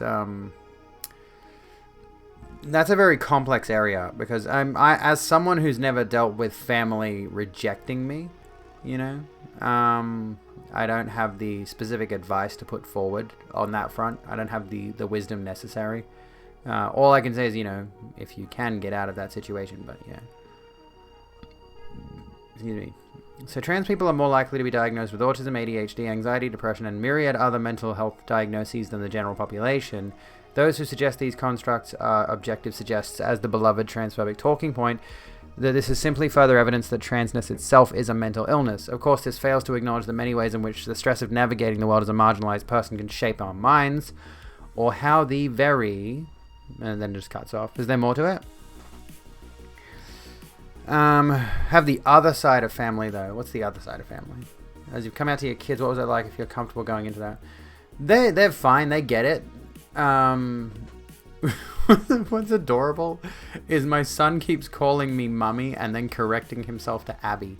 They call me Abby, which is really, I would prefer if they just call me mummy, because the other parent is not here at any point, so it's not like there'd be confusion, but yeah, he wants to call me mummy, but he goes mummy, I mean Abby. And it's adorable, but it's just call me... It's fine. I don't... they get it, but I tried to ask my daughter the other day, like, what do you think transgender is? And she was like, I don't know. So I want to explain it to her, but I'm not quite sure how to explain it to her. Because she would get it. She would get the concept. She understands what has happened. She's understood the transition. So has my son. But yeah, like they're under 10. Anyway, makes me feel like the ex has a very heavy response to them calling you mummy. Oh, she did. She's eased off a bit now. She like very specifically didn't want me to use that word. Because she had some like biologically essentialist view of it. I'm the mum because I gave birth. But it's like, dad is a very gendered term, isn't it? I don't want to be dad. It's, yeah. In the UK, mother and father-in-law are gender neutral terms. Wait, really? How? Not just a mum, I'm a MILF. It is weirdly turfy, which is strange considering, her particular queerness. I don't know. Under the impression that the cross between autism and trans is simply a confirmation bias, since most people who are trans and autistic are more open to express that they are autistic. Yeah, I think that's probably it, honestly. Are me and my ex on good terms? No, not really. That's a bit deep, though. Let's not go into that. Emotional abuse in all kind of ways, from manipulation to verbal abuse to constant criticisms. I'll be the purveyor of dad jokes gladly, but not a dad. Yeah, exactly. Dad makes me call him by his name, which was always weird to me. Yeah, like I said to my kids, just call me Abby for the time being, because I wanted them to call me Mum originally. And now they've gotten adjusted to the term Abby as the name, as the moniker, and it's hard to shift them away from that. Anyway. I've actually wanted to talk about, parenting as a trans person. Like, it's not much different than regular parenting, really. But it is a bit odd, in some ways. Because, hey Izzy, how's it going?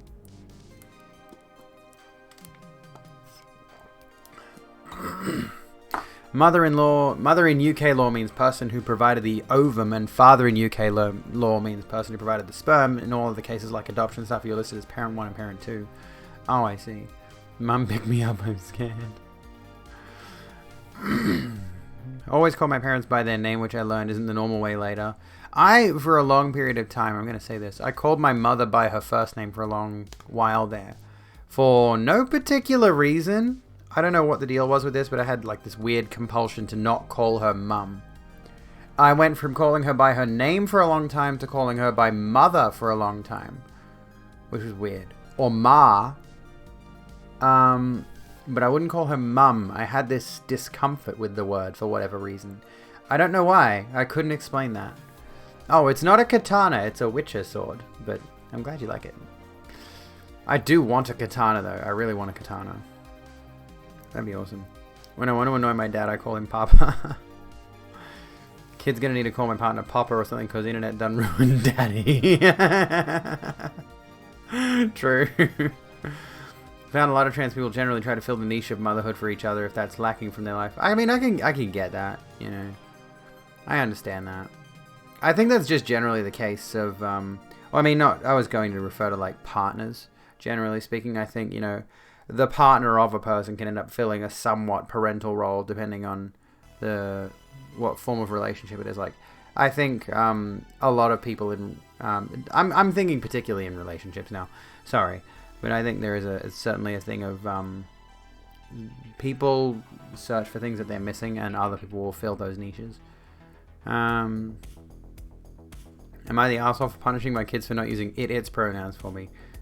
How are you punishing them? I think it's in the UK there was a trans man who tried to have himself listed as a father, but the court ruled he provided the ovum there, therefore he was the mother even though he had legal gender recognition, which is silly. Weird question related to not calling her mum. Did you have a weird relationship with using the word woman before I came out? No, not particularly. I didn't have any specific issue with that before I came out. What's this? I've got a message here. Oh, for God's sake. I keep getting these damn text messages. Confirm your package. And it's like some spam bullshit. Go away. Stop sending me those. Where are we? Don't talk to my father and only refer to him as father or William. Yeah, I don't know. I never had an issue with like the term woman or something. It was just the term mum for a while there. I don't know what it was. I don't know what my attitude was there. I don't know what that was about. Take on such a maternal role with friends that I got the nickname Mama Wolf. Yeah, exactly. That's good. That sounds good. That sounds cozy. I am female gendered. This is an interesting thing to discuss, given, you know, we know the difference, we know the distinction between sex and gender, and we know that male and female are generally used as sexed terms, broadly speaking. But it's interesting that, you know, obviously male and female have also become gendered terms, which is where things get really confusing, because some people want to refer to biological sex by male and female, but also want to refer to gender as male and female, and as a result, you get this weird conflation where people can't separate the two. Obviously, we are assigned either male or female at birth in Western society, which results in people thinking just because you were assigned a gender based on your genitalia, that must be your gender and you can't change it. And it's such a wild attitude, given that, you know, I was thinking about this today, actually, that in kindergarten, in first grade, whatever, you're taught that there's addition, subtraction, multiplication, and division, right? You're taught basic mathematics. And generally speaking, from a young age, you're also taught there are boys and girls, right? Two things that you have a concept of when you're very young, right? But mathematics doesn't just stop at basic arithmetic. You know, do the same people who are saying gender is only male and female, only men and women, only boys and girls, do they also think that math just stops at plus, minus, multiplication, division? Do they not understand that the concepts you learn in primary school have far more depth to them once you get to adulthood? Once you get into further education? There's deeper meanings behind these things. There's more detail in there. Like, my gender is no. My headmate has the gender. Biological cis women are simply born AMAB. No, I will not explain further. When it comes to definition about parental association, words called genitor and pater are counted as good evidence rather than mother and father in anthropology viewpoint. Oh, I see. Yeah, I mean, I agree, JMM, that conflation is done on purpose by the system upholds the patriarchy. It is. It's designed to keep people in very neat, convenient little boxes with no consideration to the fact, or maybe some consideration to the fact, that people are complicated, people are convoluted, things are not as simple as one or the other, especially with regarding a person's identity, people's identities. You know, things are more than that. It's also weird because biological sex is also not clear-cut. ContraPoints calls herself bio-female all the time. She has a point. Her body's biology is female in most ways. Exactly. That's the thing. It's like biological sex is not explicitly binary. It's not as though there's male and female and that's it. We've shown the graphic before where it's like basically looks like a pair of breasts if you're laying down. They're like curved. No. It's like two peaks. It's bimodal. Sex is bimodal. And at the peaks are most people, you know, male, female. But then you've got this valley in between where people fall in this... there's a lot of people out there who are intersex. There's a lot of people out there who have got different sex characteristics. And we don't grant intersex people the legitimacy of their own gender, do we? No, we mutilate them at birth, generally speaking, if it turns out they are intersex externally. You know, there's... For all the people who are going on about brain fog, pain, and fatigue have caught up with you, so you're going to dip. Rightio, Looper, have a good one. Have a good one. Try to get some rest. And, like, yeah, the thing about, yeah, intersex people is, like, in order to enforce that binary gender structure that society has given us, intersex kids are mutilated. And yet the same people who are arguing about, like, that they're suggesting that young children are getting genital reconstruction surgery, which is not happening. No one's having sex reassignment surgery, for example, or gender confirmation surgery at age 8. That's not happening. That's not a thing that's going on. they're so concerned about the idea of, kids having genital mutilation to affirm their gender or what have you. But they never consider the fact that genital mutilation on children is already happening to intersex kids. They never consider, if they were actually concerned about it at all, why are they not arguing that point? Because they're not. It's nothing to do with actual legitimate concern for the children. It's just an attack on transness. Exactly. Intersex kids are having genital mutilation surgery, yes.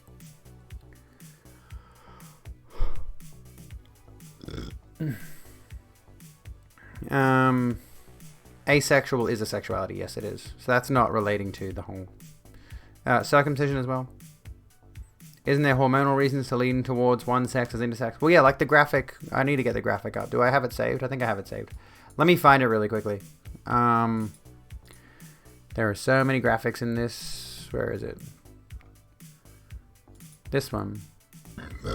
Excuse me. So this is like the biological sex peaks thing. You've got most people are at one of those peaks, male or female, but there is that valley in between of varying degrees of intersex. So there could be an intersex person who leans largely male or largely female. Poggers tits, babe. They kind of do have nipples if you look at these little dashes here. But anyway, yeah, most people fall in there. And this is the thing, on the outside here, some people fall more female, if that makes sense. So there's a lot to unpack there. Sweaty.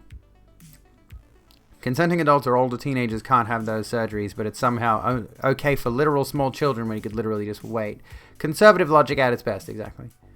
Can you confirm I did not consent to genital mutilation? There we go. Showing your surgeon this graphic. It's a good one. It's a good one. It sums the point up really well.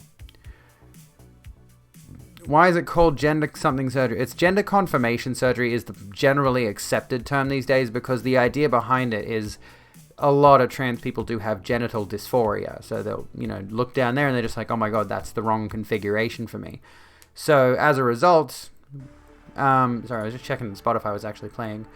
As a result, getting the surgery done is a way of confirming gender. It's supposed to, or gender affirming surgery. I don't know, but at least... confirms your gender through making your sex match your gender, essentially, yes.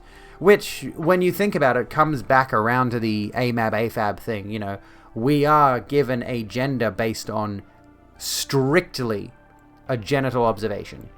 When we are born, the midwife or whoever looks at the genitalia and says, boy or girl, right? And they write that down on the birth certificate, right? So, in a roundabout way, getting GCS is just the way of reversing that, because from the moment we are born, we are assigned a role that we didn't choose. Why not sex confirming surgery? Well, it was for a long time there. It was called sex reassignment surgery or genital reassignment surgery, or the more strict medical terms like I think vaginoplasty for trans women. I'm not sure what the one, phalloplasty for men, trans men. Why not sex confirming surgery? SRS also makes sense. I know some people have some problems with it, but to me it's just the word for the surgery. Yeah, I mean, I get that too. I understand that too. Like, in a strict sense, it makes sense. There are different names for it, but it's all the same thing. Yes.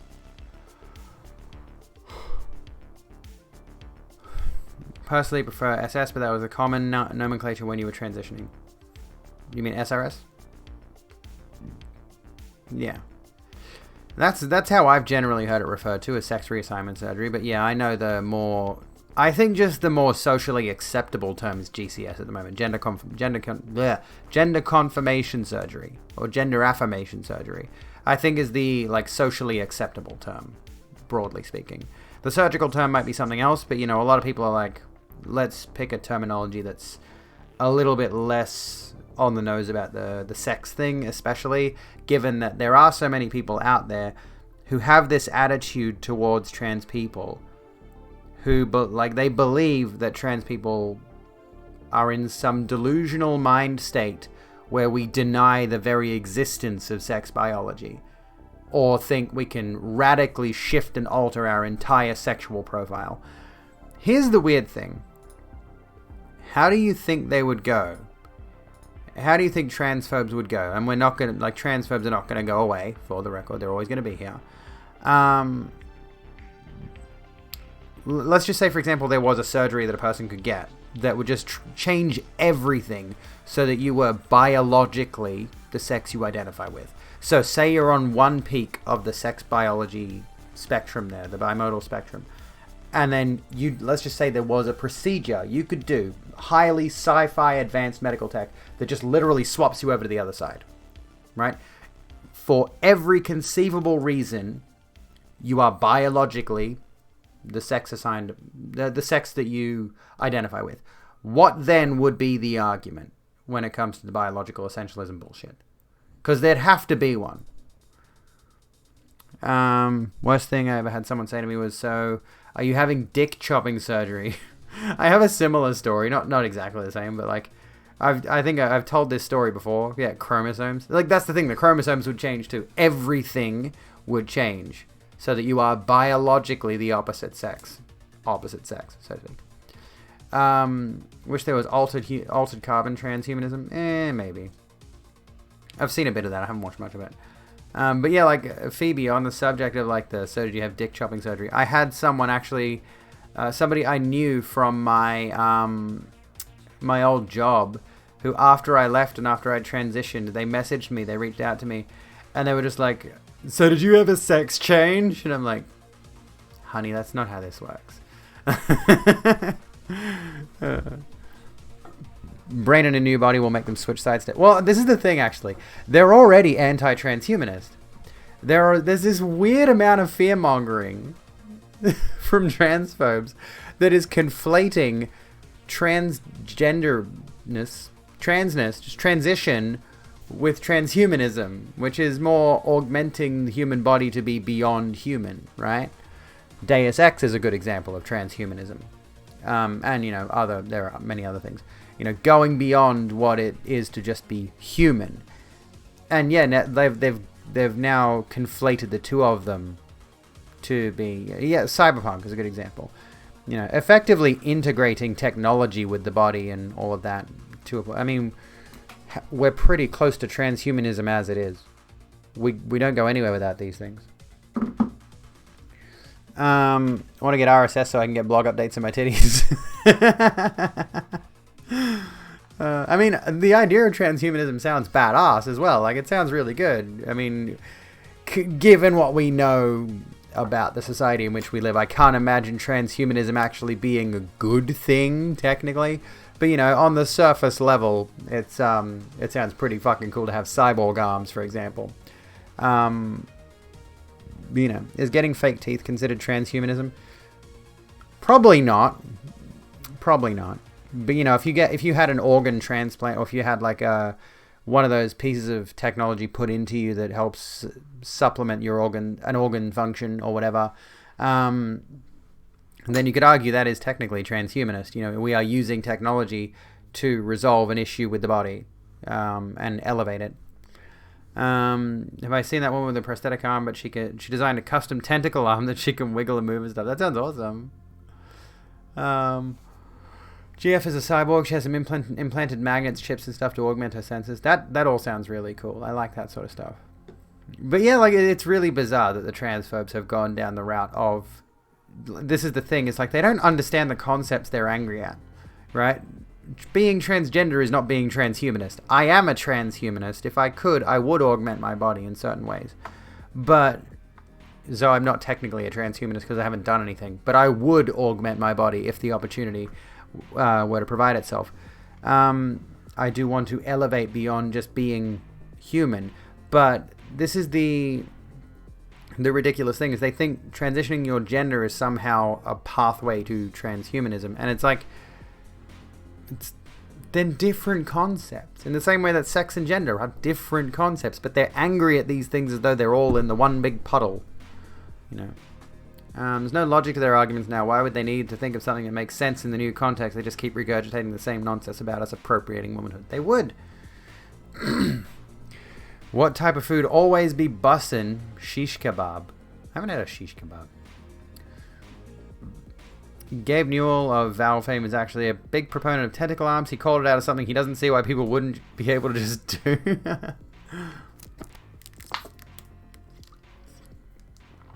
Depending on the way you define it, we've almost always been cyborgs using technology to change the way we live, even when it's low-tech stuff like glasses. Yeah, exactly. A lot of people have got this wild, crazy concept about transhumanism as though we don't already have some low degree of it as it stands right now. I see medically transitioning as body modification. Well, yeah, it is. It is. I'm technically body modding right now. Fuck yeah. Taking hormones. Check this shit. I'm modifying the fuck out of my body. Elevating it to where it should be. All boils back to these people not understanding that gender is a social construct. If they can't get past that, then they aren't going to understand anything more advanced. Exactly. They refuse to acknowledge that. That's the main thing, is they refuse to acknowledge the social construct element of it, and they don't understand what it is. You know.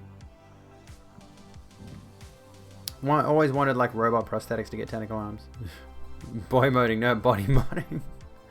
Watched too much Ghost in the Shell when I was young. Wouldn't want anything in my body where there is a chance it could be hacked or something. That's a fair point. And I haven't finished watching this movie. I should get around to watching it at some point. But Repo Men, I think it was the movie about companies loaning organs to people, right? So you could take out a loan to get a liver replacement. But if you couldn't make your payments, eventually they'd send some guys to collect, right? So you can't just keep the liver that you're renting from the company or whatever it is. They would come and repossess it off you. That's the main thing I would have an issue with any kind of transhumanist stuff, is that's going to be a foregone conclusion. That's going to happen, right? It's like if we start moving down this route of let's give ourselves better organs, better limbs, better all of this. You know, eventually a company is going to develop some kind of way to do that where they can technically still own it and you're only renting it off them. Dangerous route to go down. Hello, Quiet Riot. How you going? Neuromancer vibes. Also had the medical organ loaning. Yeah, it's not an uncommon concept because you look at the society in which we live now. You know, look at the way things are now. We're taking out loans for everything all the damn time. It's a privilege to be able to buy something outright. You don't own virtually anything. I don't own this house, for example. Like, I've had this thought in my head that technically you don't own anything you've bought outright anyway if you can't keep paying for the other circumstances around it. Like, let's just say, for example, I couldn't... If I, for example, get into a financial state where I have to, like, move house... and live with someone else, if I end up homeless for whatever reason, or houseless, or whatever term you want to use, if I end up in such a predicament where I have to get out of this situation and go, like, live with family in like on the couch or whatever, everything I technically own would more than likely need to be sold off. So how long do I own this stuff for if I can't get myself into a situation where there's stable, consistent income? You know? That's the main thing. Capitalism will make sure that we will get anything in its most frightening form, yes. Tentacle arm. People have been devalued. God, I feel blah. Hang on. Let's have a look. Like this, when I flex, you let me know if my flow be sexy. Uses pro. That's so cool! With her toes. That's so fucking awesome, dude. I think it's DMC music though. Whatever. We'll probably be okay. Is it too late for coffee? Nah, get on the coughs. Afterpay is the beginning of the end. I am regrettably really invested in Afterpay. I'm so stupid. I should stop getting Afterpay things, but there's cute clothes and they allow me to get Afterpay. I can afford it though. Like transhumanism, but I don't think it will work under capitalism. That is the thing. This is one of the main arguments for capitalism, is capitalism breeds innovation. And if we want to see real transhumanist innovation, it's probably going to be under a system like capitalism wherein people have the resources to start inventing those technologies. But if we continue on the way we're going now, we are going to end up in a repo situation. We are going to end up in a scenario where you can only augment your body if you can either afford to do it outright or there will be payment plans. You absolutely can guarantee that. It's like, for example, if you have a broken nose and it's affecting your breathing in such a way that you need surgical intervention to fix it. That surgery is going to be like 90 grand or whatever, right? It's going to, I don't know how much. I'm just spitballing. It costs a lot of money, but the cheaper alternative is you can get a machine that you wear on your face at night that helps you breathe so you don't end up choking to death because your nose is broken, right? Essentially, like, the cheap alternative is to wear some bulky, inordinate machine, or, you know, you get the point. Capitalism breeds 1,000 different brands of the exact same product. I mean, yeah, that's like the argument is capitalism breeds innovation, but we know it doesn't. Imagine how much innovation there would be if people's meaning for life wasn't just to work to survive, right? Exactly. It's very annoying when people say things like young people don't like to own things anymore, usually as part of a sales pitch for X as a service, when really it's just a reflection of movements in the economy at large towards rent-seeking behavior and debt financing creeping into everything. Absolutely right. And yeah, capitalism does hold back innovation. Deus Ex taught you that augmentations just give you sunglasses. I want those. I unironically want Adam Jensen's little sunglass augments. That'd be sick. Self-augmentation, hack the planet. Hell yes.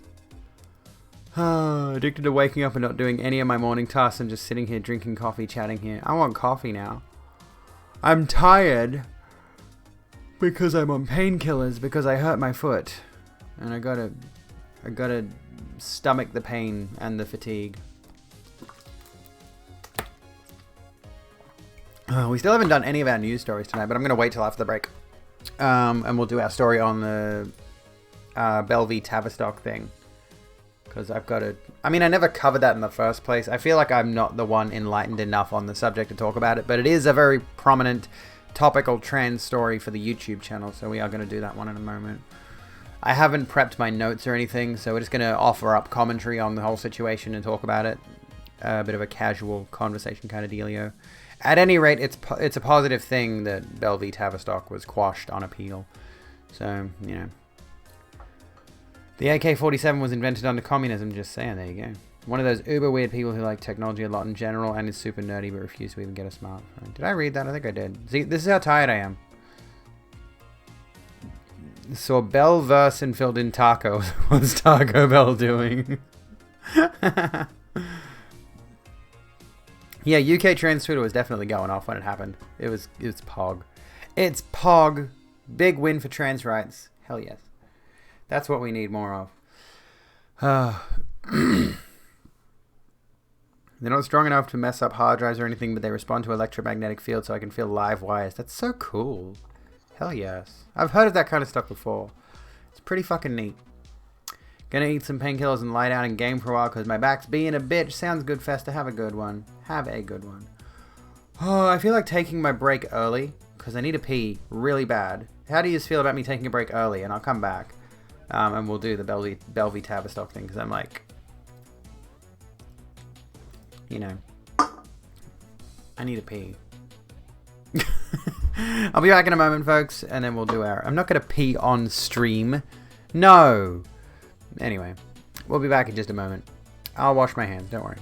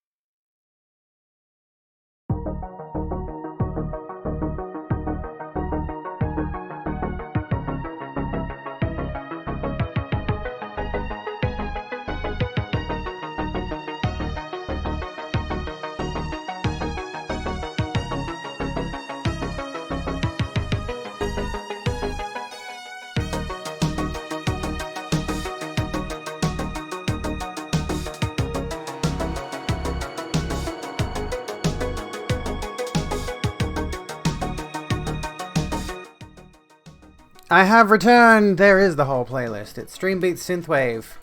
And there is another one that I normally use, but for some reason the Streambeats Lo-Fi playlist has been taken down or something from Spotify. This one is still on there, but yeah, the other one is not for whatever reason. I need to get a big blanket wrapped around me because I'm cold. So like, yeah. That's where we're at right now. Maddie has returned. Welcome back, Maddie. So has Abby. You see midriff, which I'm now covering up because it's cold. It's chilly. Anyway, got myself some... I did the thing. I got coffee. I hurt myself. I hurt my foot. I've injured my foot. It sucks. Oh, I haven't got my gloves on. I gotta keep the aesthetic going, you know. Gotta put these back on to maintain the look, even if you can't see my hands most of the time. How bad is it? I'm limping, but it's not terrible. I'll probably be okay in a few days, I think. But yeah, like I was pretty bad today. Because yeah, I was halfway, probably less than halfway, along my walk, and it was so unbearably painful.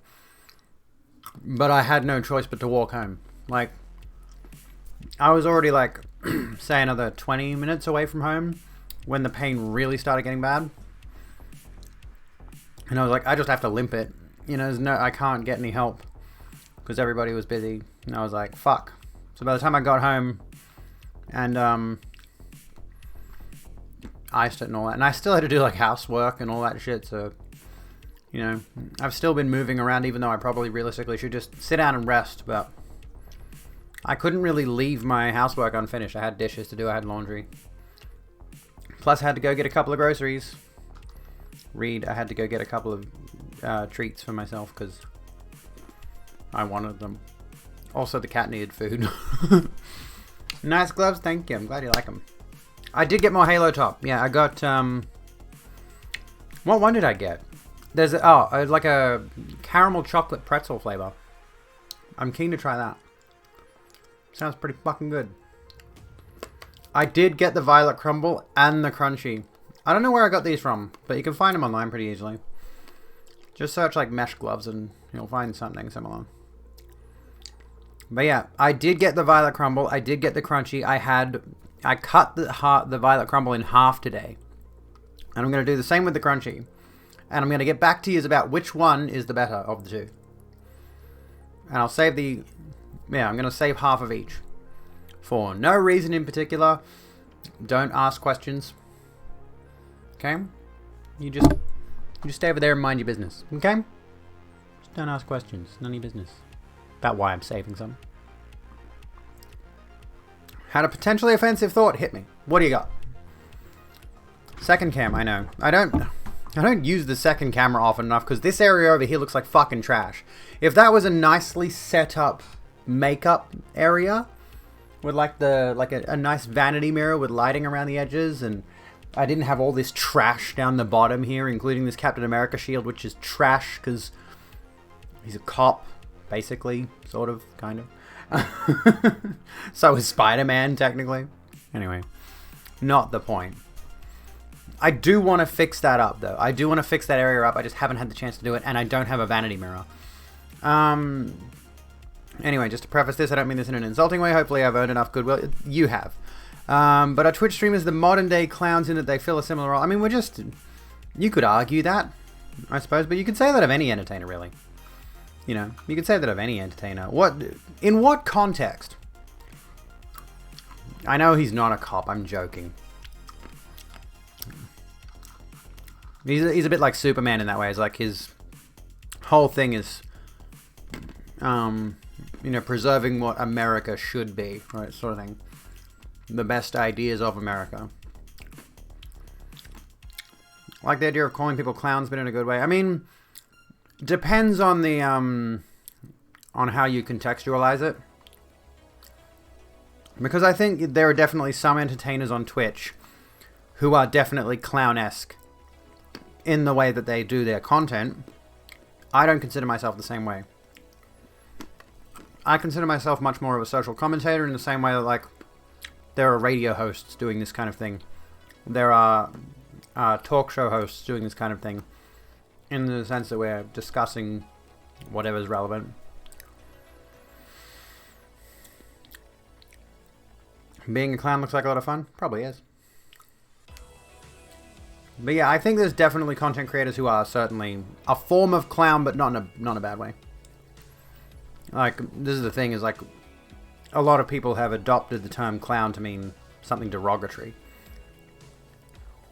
Isn't a jester just a subset of clowns? Which came first? Isn't a jester just an old-timey clown? Calling someone a clown implies they're silly and without value beyond the giggles they provide with their antics. I mean, I will agree with that on the surface. But in that same vein, it's kind of like two actors, right? Performing a sex scene. A lot of people will probably look at the sex scene and look down on those actors, but those actors are just doing a thing to do their job. You know? Clowns can make you look inwards, I would imagine, if I had ever watched a clown perform, but I haven't. So I don't know. My aunt is a clown in the sense that she's literally a clown. That's her job. Nice.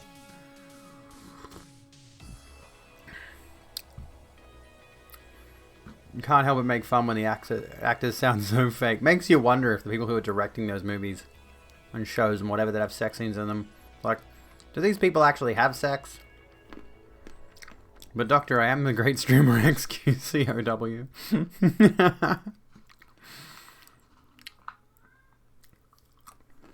What I still don't understand is people with phobias of clowns. That's a weird one, yeah. Where does that come from? I mean, it could be a phobia of anything. It could be a phobia of arachnids, which, by the way, she's out at the moment. Can you see her? Not really. Can hear Smudge though, but she's there. I'll post some pictures of her on Twitter, or in I'll post. Who's in the Discord? Any in the Discord? Are you in the Discord? You should be. This camera's on an angle for some reason. I can't fix it.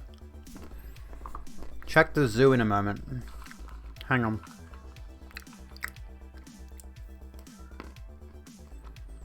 Get in the Discord and just fucking vibe, yo. Alright, here we go. Incoming Spido. Here we go. Can I mark these as a spoiler? I don't know if I can, so I guess I'm just posting them. It won't, Discord doesn't let me. Yeah, whatevs.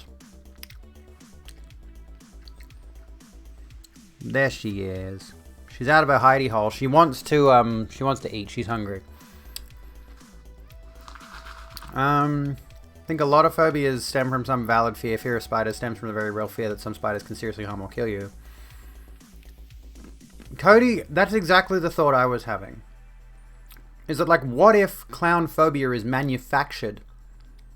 Because we are shown, like, clowns in media are so routinely portrayed as terrifying.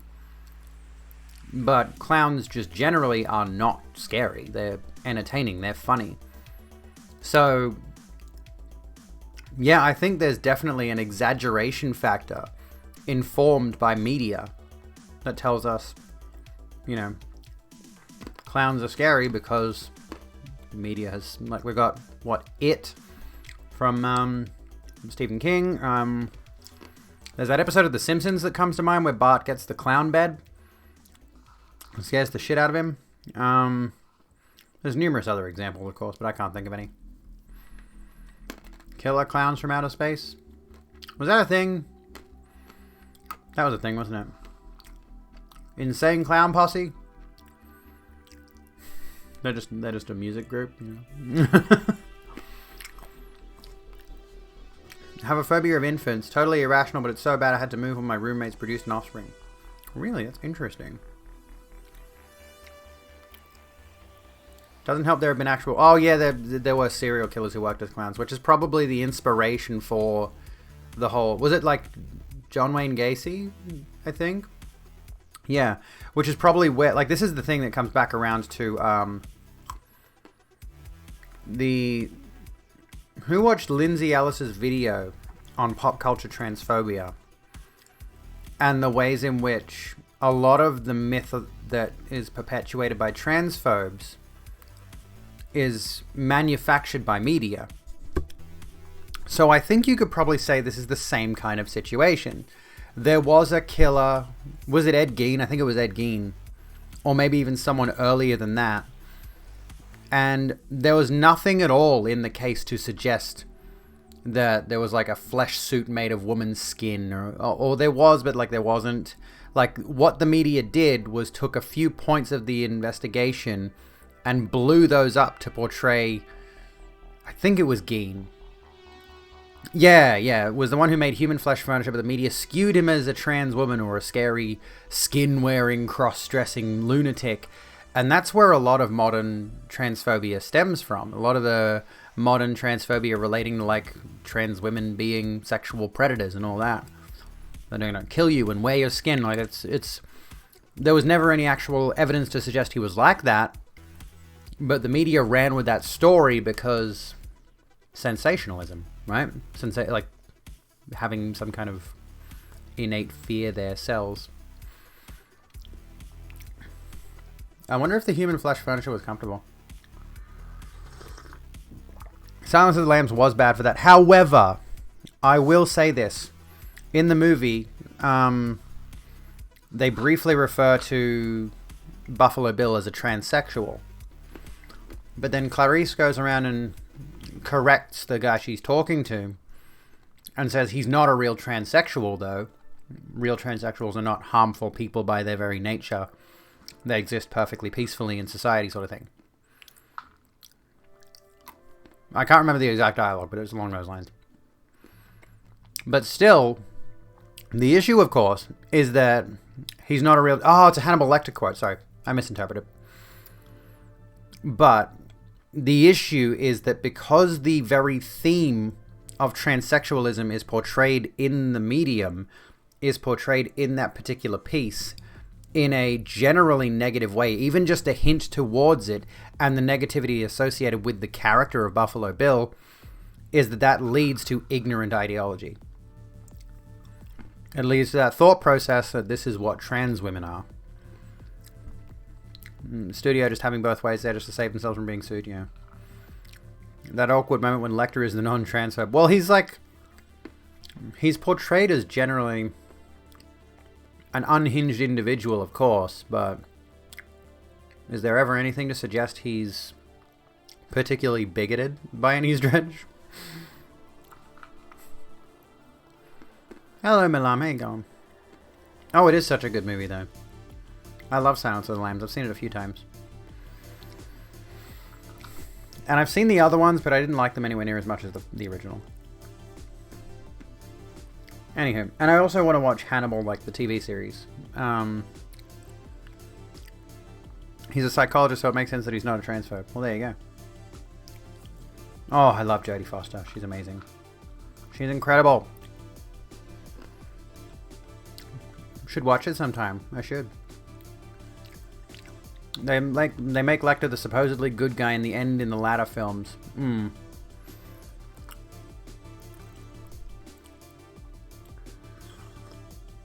You gotta sleep, Forks? Not Fox. Forks! Have a good one. Thank you so kindly for hanging out tonight. I've heard many good things about the show. There's this book called Nevada, which has a really good line about media portrayal of trans women. That sounds interesting. Saw it a few months ago, so you probably won't watch it again for a little while. Yeah, that's understandable. The book makes it even clearer that BB is in no way a representation of transsexuals. Yeah, like using the terminology of the time period. Lecter is a good guy as long as you don't count the killing other people stuff. I mean, let's face it, certain people deserve to be killed, so, and eaten with a nice Chianti and some fava beans. I'm kidding. You made a funny joke. What'd you say? Oh, hang on. Lecter's no bigot. White, black, gay, straight, cis, trans, they all have livers that go well with Chianti and fava beans. I think I saw it, but I didn't read it. Oops. I did watch Dexter. I regret watching Dexter. Somebody brought up the transphobia that was very common in in that show. In particular, on the part of like the Asian co-worker character, if I recall correctly. It was a pretty common joke, and it was pretty persistent throughout the series. Which, yeah, is not a good thing. We don't like that. We don't stand. Because he was singing about autogynephilia unironically. The quote is kind of heavy, actually. Transsexuals can be cannibals too. I remember once I was doing movie night for a friend's birthday years ago. They're all younger than me. I was about 14 and they were like 11. One picked Silence of the Lambs at the movie store and was like, "What's this about?" Me, if you want to sleep tonight, don't watch it. Yeah, it's definitely one of those movies. It's a really good horror movie for reasons beyond just like, it's not a particularly like, I don't know. It's a good horror movie that gets inside your head. The kind of horror I like. All for being edgy, but cannibalism is a good way to get prion disease. It's definitely a thriller, but I think some thrillers can be a lot more horrifying than most horror movies, honestly. There's this problem that horror movies had for a long time. I don't know so much about modern horror movies, but having relatively recently watched Halloween and sort of having brushed up a little bit. I haven't watched any more of these other horror movies of like the 70s and 80s recently, but there was this issue for a good long while there where like the first movie in the series would go the route of not specifically explaining the villain. Halloween is good for this in the first instance.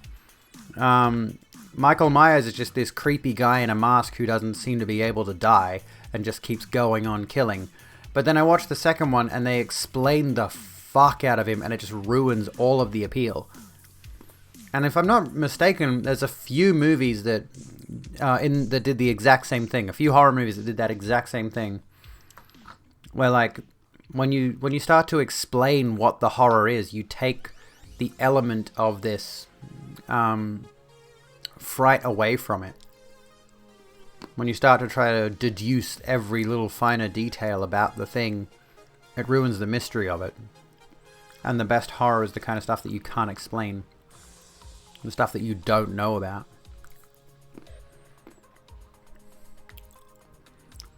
I have to see It Follows. The important thing to remember is that trans people are just people. They can be awful people, but it's not related to their transness in any way. Which is exactly the thing when it comes to the discussion around like trans predators, for example. It's like, yeah, we're aware there are transgender predators. Excuse me. We're well aware of the fact that there are transgender people out there who are more than likely sexual offenders. But the fact that people use that to portray all trans people that way is the thing we have an issue with. Second Freddy Krueger movie has some strong undertones about homosexuality. Well, that's not... I think I've heard that, actually. I've heard something similar to that. Anyway, should we do some news? We haven't done much news. We haven't done any news. Shall we have a chit-chat about some stuff?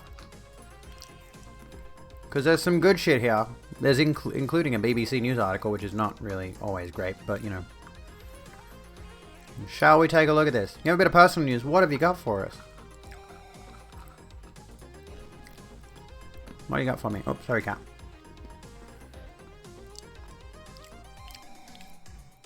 Came out to your mama's gender fluid. How'd it go? Yeah, BBC is never good news. But it is worth getting their context, I suppose. She took it better than I was expecting. No, that's good. Trans people can be awful just like Jewish people can be awful, and the Nazis highlighted the crimes of Jewish people above all else. Yes, that's a very important point. And that's still happening today. As you can clearly tell. Good night, Skylar. Have a good one. One of the most prominent examples is the fact that there are still so many people out there who will portray the actions of like African Americans. If there's high crime rates in a city that has a high African American population, they'll use that as a way to paint people of color as criminals, violent, uncontrollable, uneducated criminals, and all that sort of thing. It's just a common tactic. 1322 is a stat? What's that one? I feel like that's familiar, but I can't think of what it is. She was like, you're weird, I'm weird, but I'll always love you no matter what. That's good. I'm glad to hear that. But yeah, it's always a propaganda tactic. It always reduces a group of people, whatever social group that may be, to the worst members of that community. And then, of course, the issue with that particular thing is that when you continue to portray a certain social group as negative based on the actions of a few, you end up exacerbating... what is it? You end up exacerbating... what's the term? Like... There's a word I'm looking... There's a phrase I'm looking for here.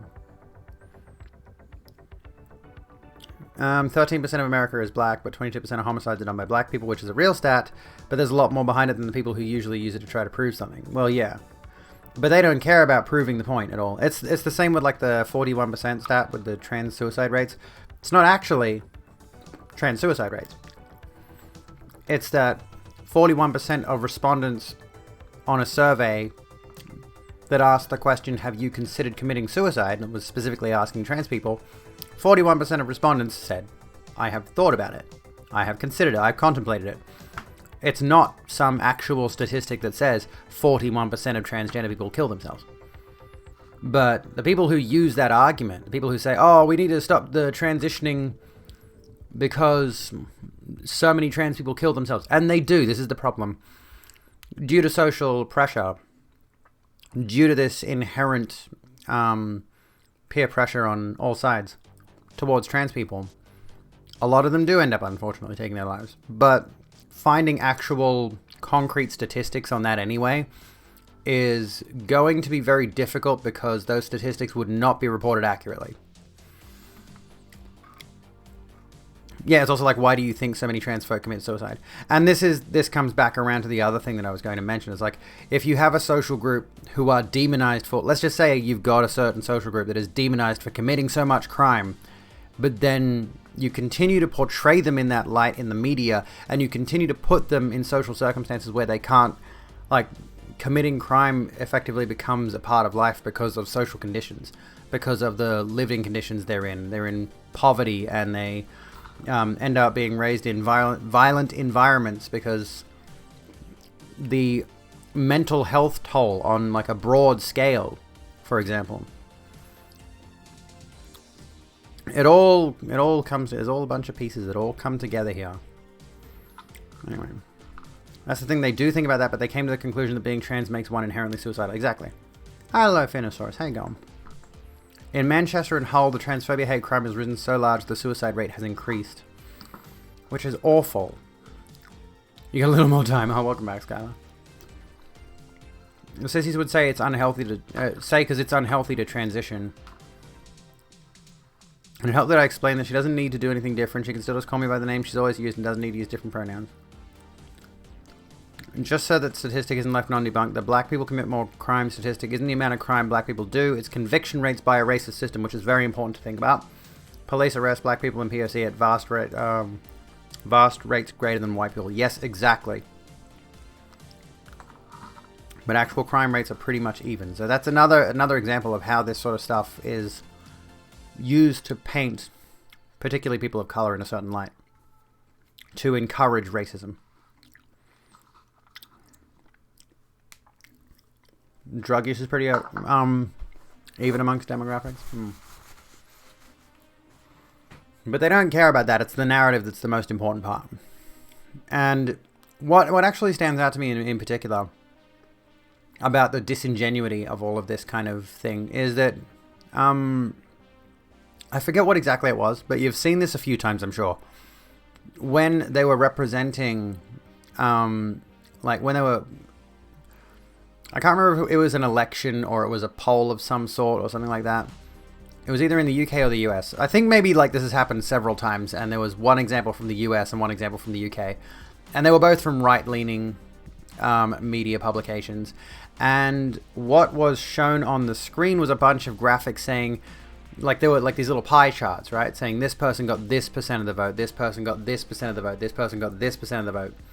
But one of them got the lowest percentage of the vote, but their pie slice was significantly larger than one of the people who got more of the vote. because most people are going to just glance at it, see the pie chart and be like, oh, the guy's doing well, he must be the good one, and then they'll just go back to whatever they're doing.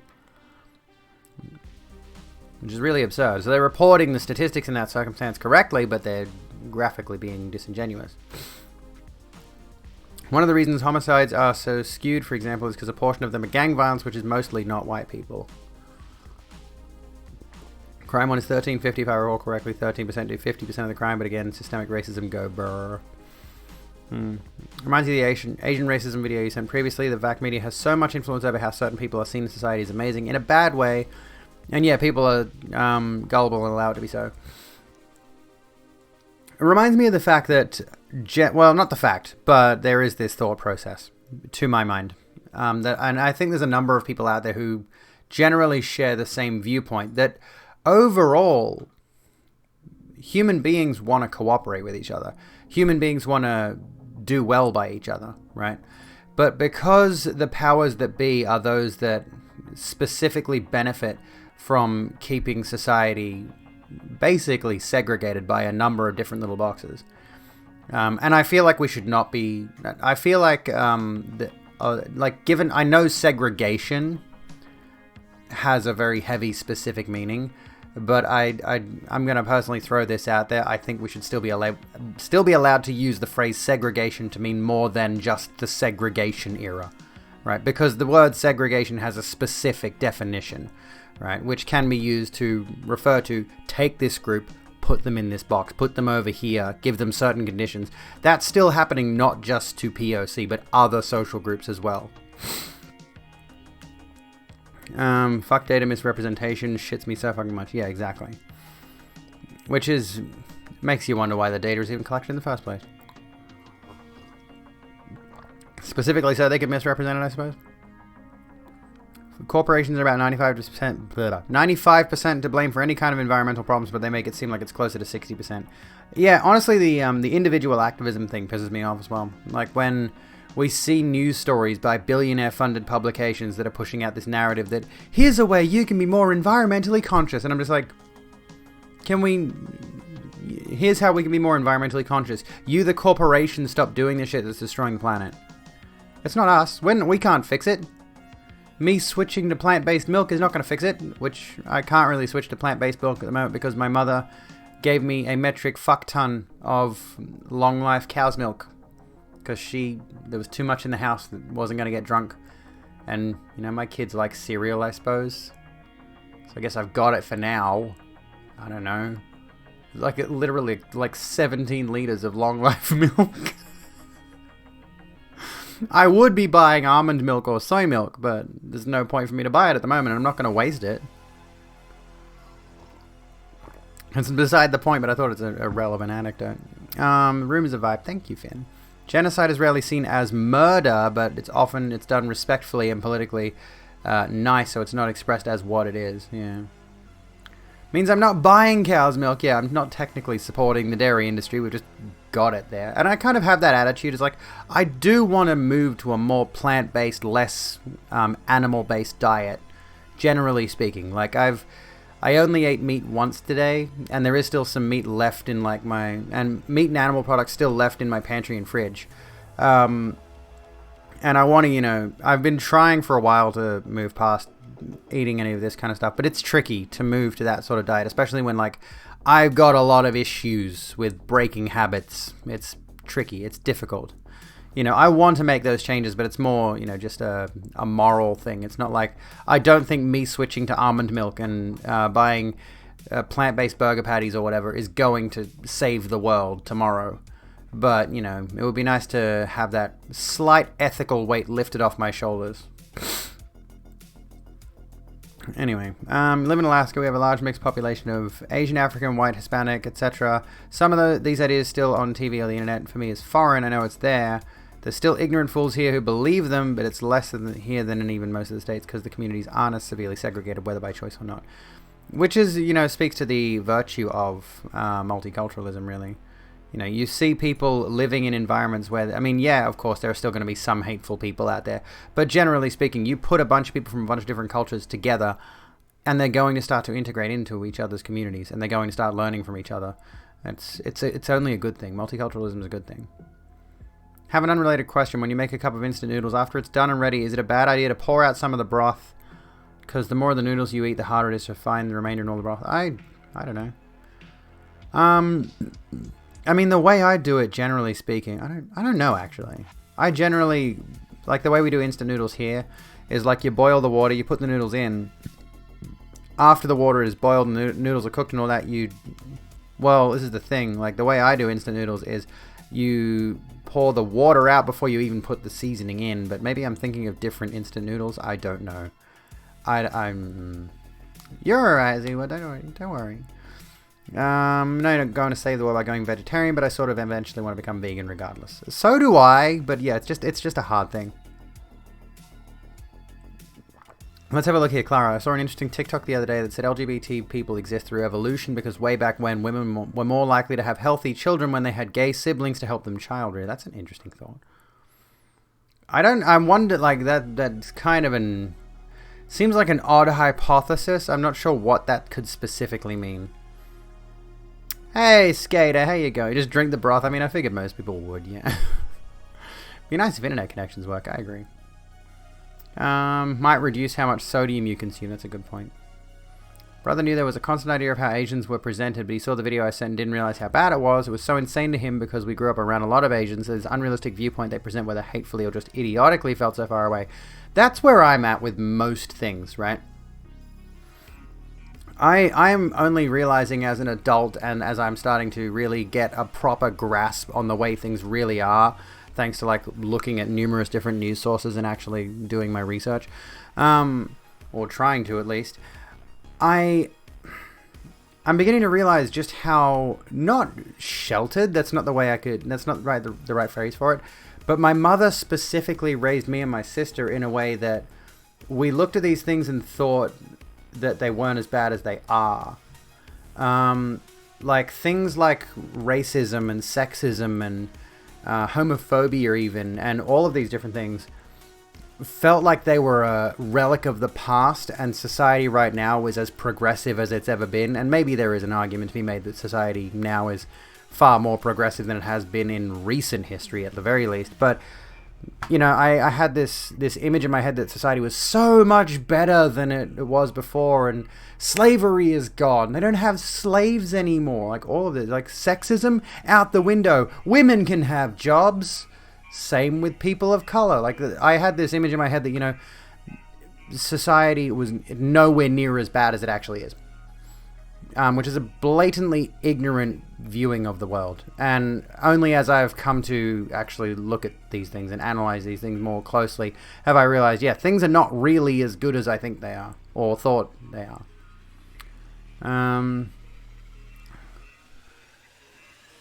Evolutionary purpose gets a bio-essential from me, like we need a reason to exist that benefits. I agree with that. I do agree with that, Mega. It's like, it's like we don't need a definition to say we exist, is the thing. My nutritionist prepared quick, easy guides for me to follow starting your vegan path later this day. Well, that sounds awesome. That sounds pretty awesome. I might actually go back to a dietitian. Because I want to go to, like, dietitian being the one that's got the PhD.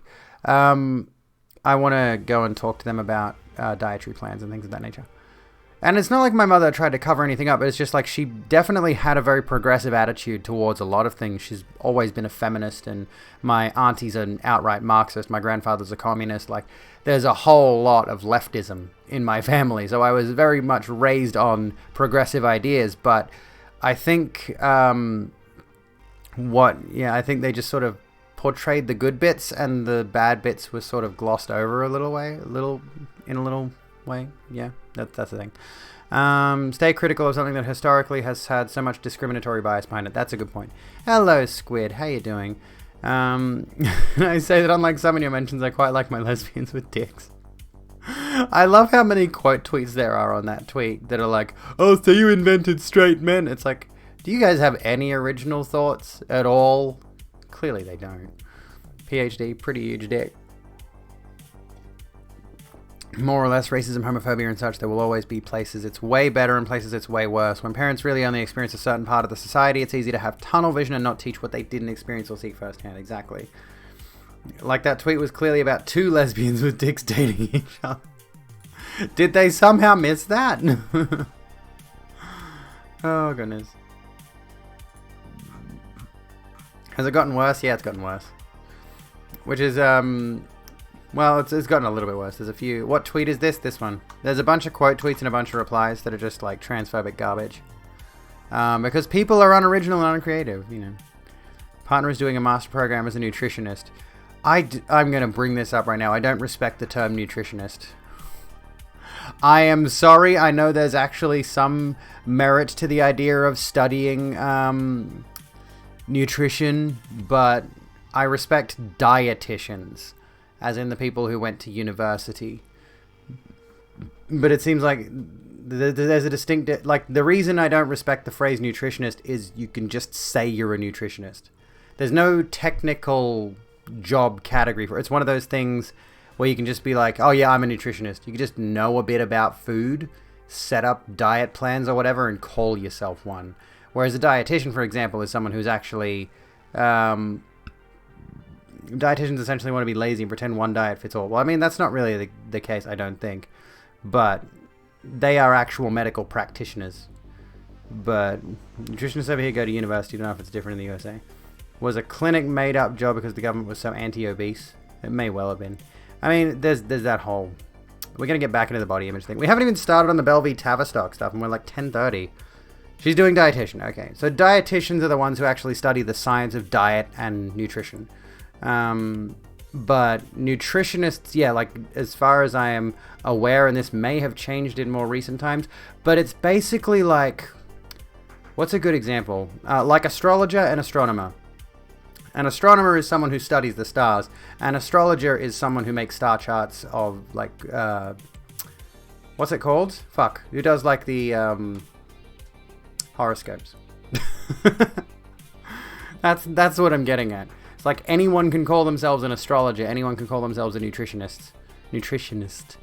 A dietitian is someone who's studied dietary science, which I wanted to do for a while, and I'm still very tempted to go back and do at university. I wonder... Hang on. Maybe I still can do that. Bachelor of Food and Nutrition.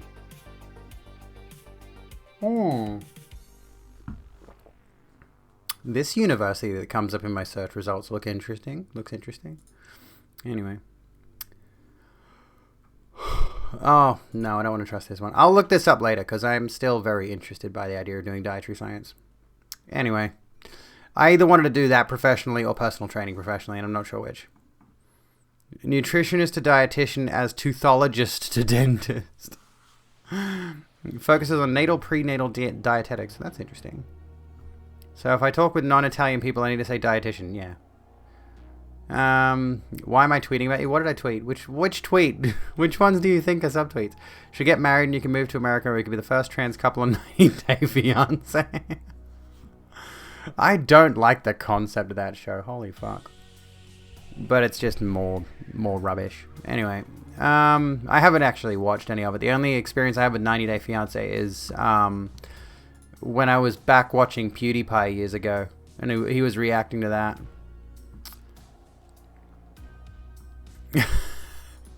Okay, so I tweeted this before, which was a response to a TERF who posted this. This is why it's got the clown face and their name censored out. It says, stop forcing gender on children. Just stop. And then Ruthie posts this. Yes, I agree. Like, legitimately. And now, like, what they were saying, what this person was saying... with this particular thing, stop forcing gender on children, is they were saying stop forcing gender ideology on children. The transgenderness and all that. But yeah, Ruthie, more like ruthless. Stop forcing gender on children. It's like, yeah, when I first saw that, and she deleted it immediately after she posted it, is the thing. Not Ruthie, the person who posted this tweet. Is, when she posted it, I was lucky to get the screenshot because I went to reply and it was gone. I'm like, oh, you sneaky bitch. I'm happy I got that, but still. They are medical practitioners, but in America, a lot of it is laziness. You've seen so many people argue about what diet is best. They exclude what body type or genetic type individuals have. There is a lot. I will say this. I will say this specifically, that dietary science is good and deep and dense. There's a lot of information there, but it definitely is still very racially biased. There's a lot of information there that is left out of the discussion.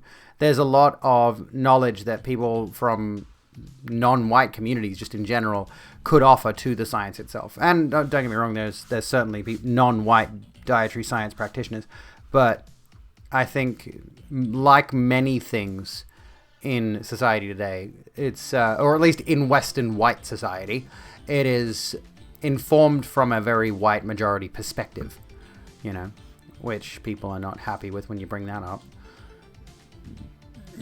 So, where are we? If you watch it, it's not as bad as you're probably imagining. A lot of the couples are genuinely just seeking partners. Oh, okay. Gender reveal party, but the cold smoke is actually just regular smoke, because who the fuck knows what the kid's gender is going to be yet. Yes!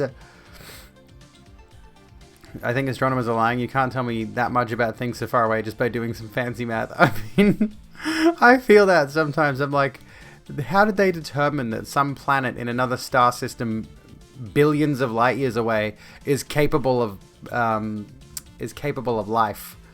How'd you guys get that? Where'd you get that from? I just, what's this? What? Like Pluto, that's all you know. Is Pluto still in our solar system, or has it drifted off?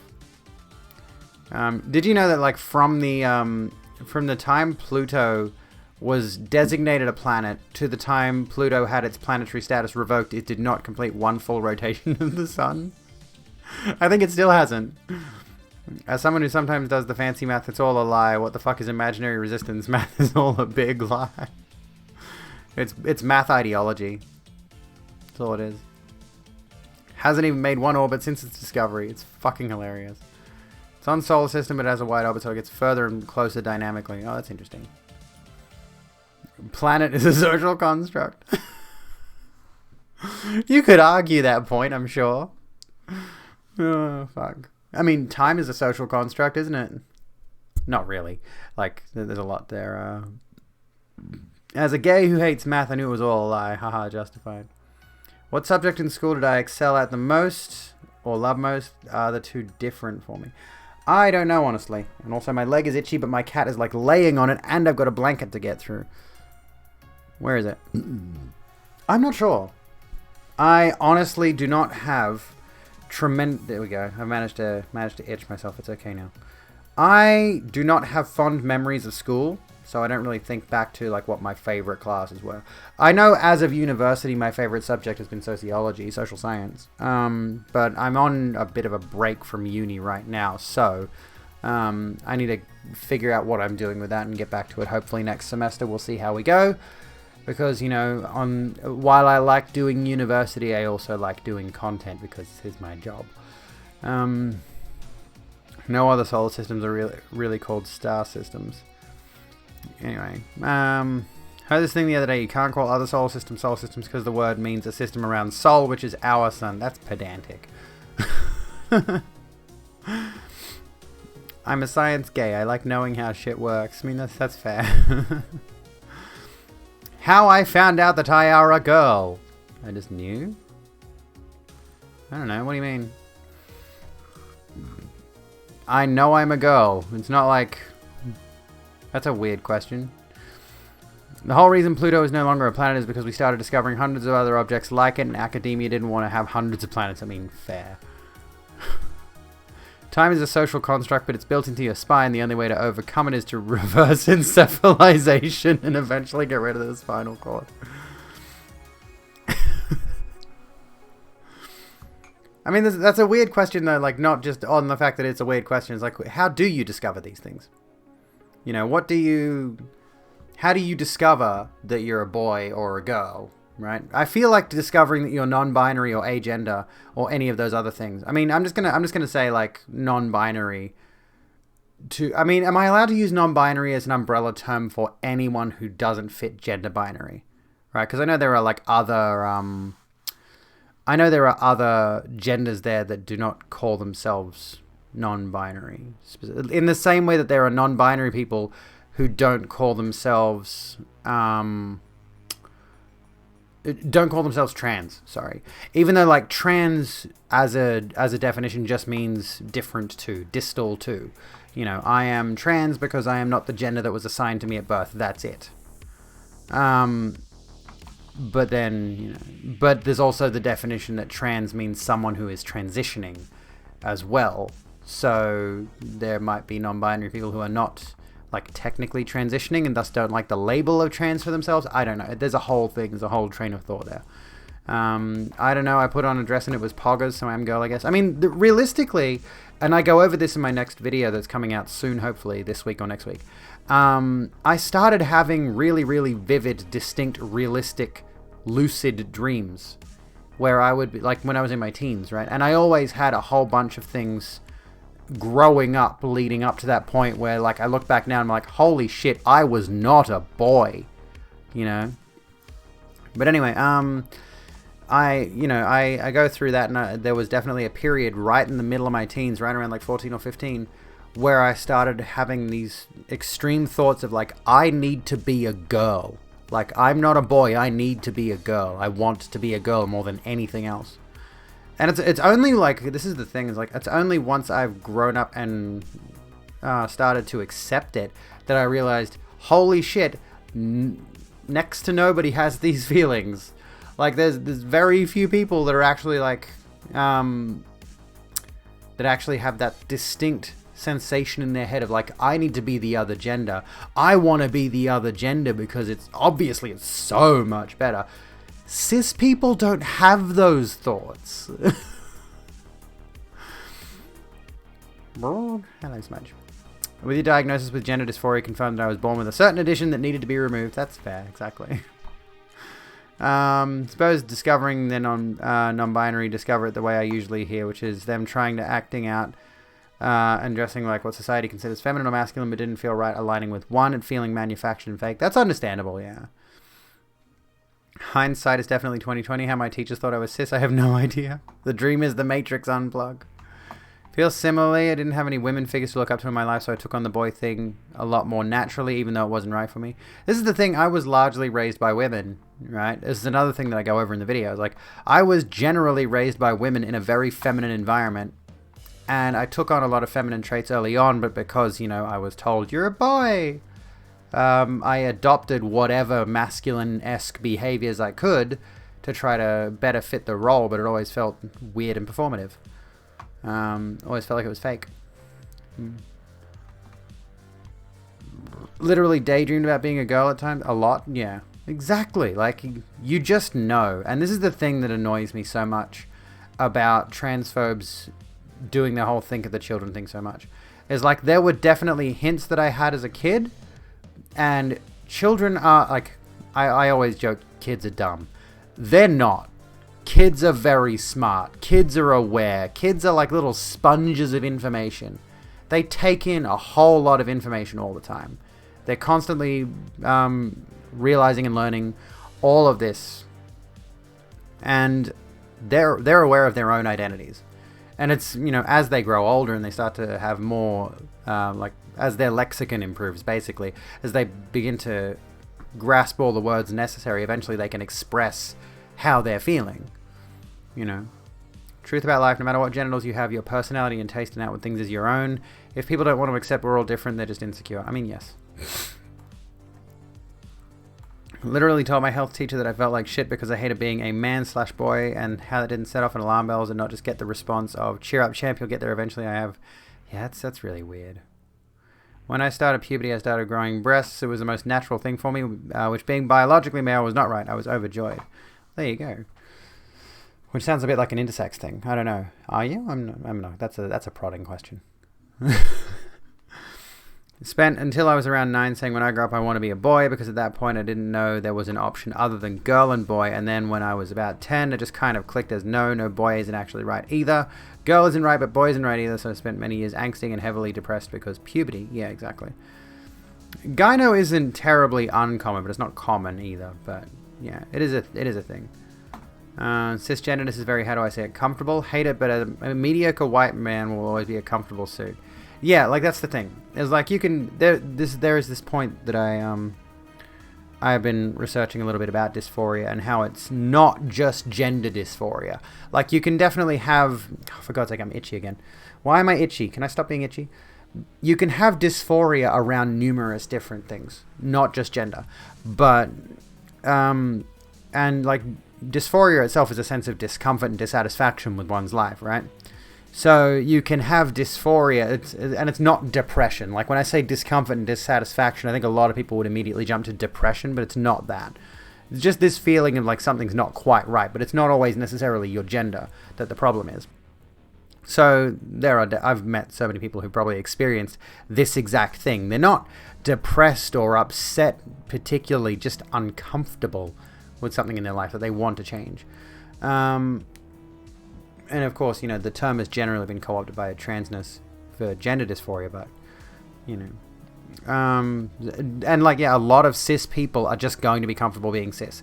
It reminds me of what my psychologist said to me when we were still seeing the psychologist, which was almost a year ago now.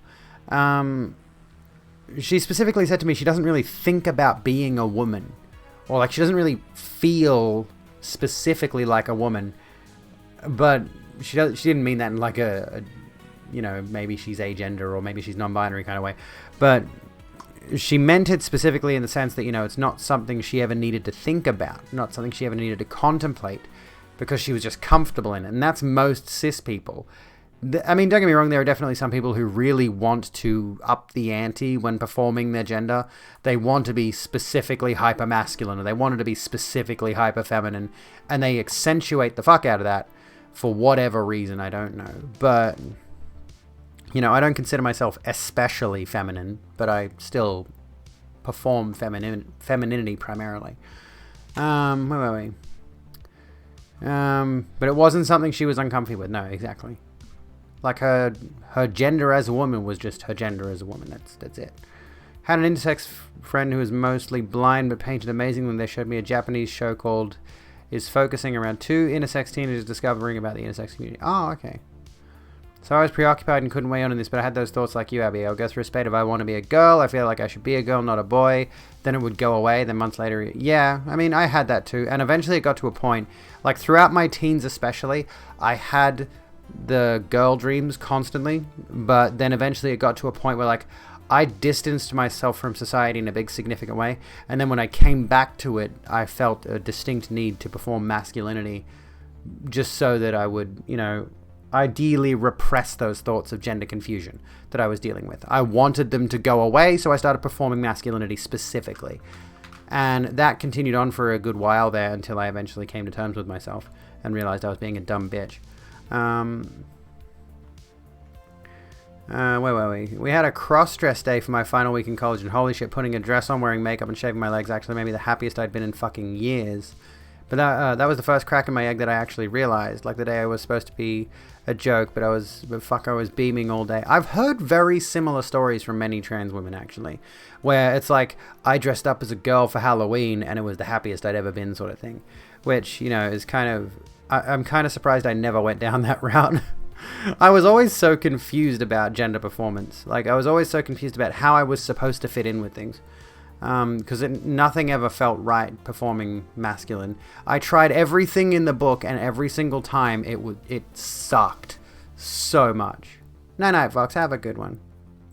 For me, my dysphoria is mostly physical. Like if I could have a body of a cis woman and be treated as a man for the rest of if I could have a body of a cis woman and be treated as a man for the rest of my life, I wouldn't have a problem with that.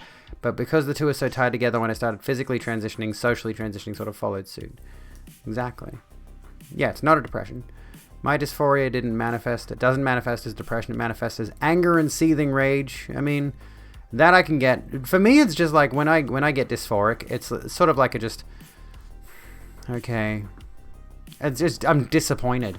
Like today, especially, I did my usual facial shave and all of that, and I noticed before I put makeup on, I didn't need to put on any orange concealer, which usually covers up like beard shadow, and it's only like this area. But yeah, like I didn't need to do that, and I had this sensation of like, oh, That's kind of nice. But you know, when the shadow comes through, particularly, I look at myself in the mirror and I'm like, ugh, really? You look like that today? It's one of those kind of things. It's not like I'm particularly angry or upset or anything. I'm just disappointed. You know. Each time I'd have forgotten the last time it had occurred. It wasn't until it happened this year that I look back and was like, this keeps happening. I keep going through times of feeling like a girl. What's that mean? Gender fluid is a thing. Is this that? Am I gender fluid? Talk to some gender fluid people and was like, okay, yes, that's what I am. Well, there you go. Sounds good. And by the way, Zara, thank you for calling me pretty. Just want for gender to disappear for me specifically. Want to be a ball of hair filled with myself. That's a vibe. For me, it was the feeling that I should not have been born with a penis. To try and fill the hole, I went down the drag route, which helped for a while, but realized my true self was in fact female. Glad that when I transitioned, I had nothing but support from my family and friends. Well, that's good. Cross-dressed for my 21st felt right, but that was years before I accepted it. What shit again, Zara? What shit? Unfortunately, I had to detransition after starting my base bloods with my diabetic and hormones. My consultant told me that I was going to... Oh, God, die within 6 weeks. Jesus. That's awful. I suppose part of why I'm more open with this stuff, even before figuring out I'm likely bi, I always appreciated and preferred more feminine men, and it wasn't weird to me. Being very tomboyish as a female was natural, and also loving history, which shows the constant change in roles and standards. I don't know why people care about clothes so much on other people. That's always a weird thing. The specific thing about the clothes on other people thing, when people get so angry and fired up, and I realize, you know, when Ben Shapiro comments on Harry Styles wearing a dress, like that kind of thing, I realize that in terms of social commentators making that kind of thing, it's to rile people up and get them to care about it. But realistically speaking, you shouldn't give a fuck what any person is wearing. Like, it's not your place to have an opinion on someone else's style of dress.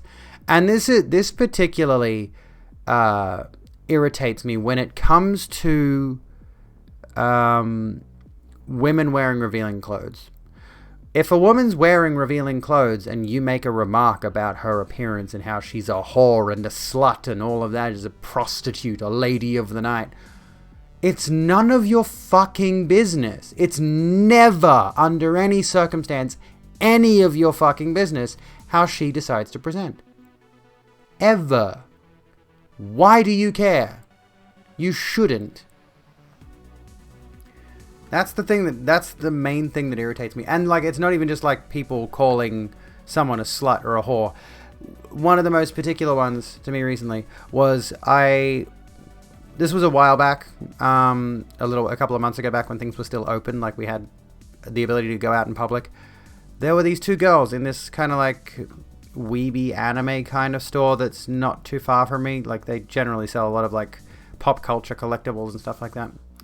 And there were these two girls. One of them was wearing a very like goth Lolita kind of outfit with like a skirt and a top that had like midriff exposed, lots of lacy stuff, skirt, etc. Very cute outfit overall. And there was a person there with me in the store who I forget what I was wearing. I was wearing something, and there were two of these girls, one of them in the goth Lolita outfit, one in a more like casual outfit.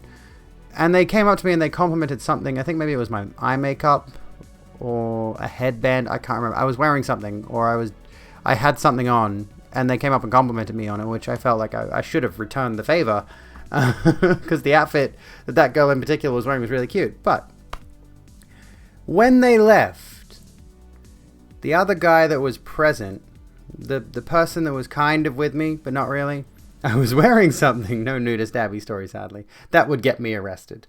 Yeah, when those two girls left, this guy nearby made very, very sexual comment, like really obscenely sexual comments about the girl wearing the skirt. And I was just, in the moment, I was baffled. I'm like, I should say something here. Like, okay, let's clarify. The guy was with me, like, not, we weren't together, but the guy was, as part of our little social group. It was me, my sister, him. And, when he made that comment, I was just, and then it continued on. Later on, we saw them walk past again, and he made another comment that was just, like, extremely sexual. And I'm like, why are you like this? What is this normal to you? Is this... I should have scolded him, but in the moment you just kind of struck with shock. And I want to be the person that calls it out.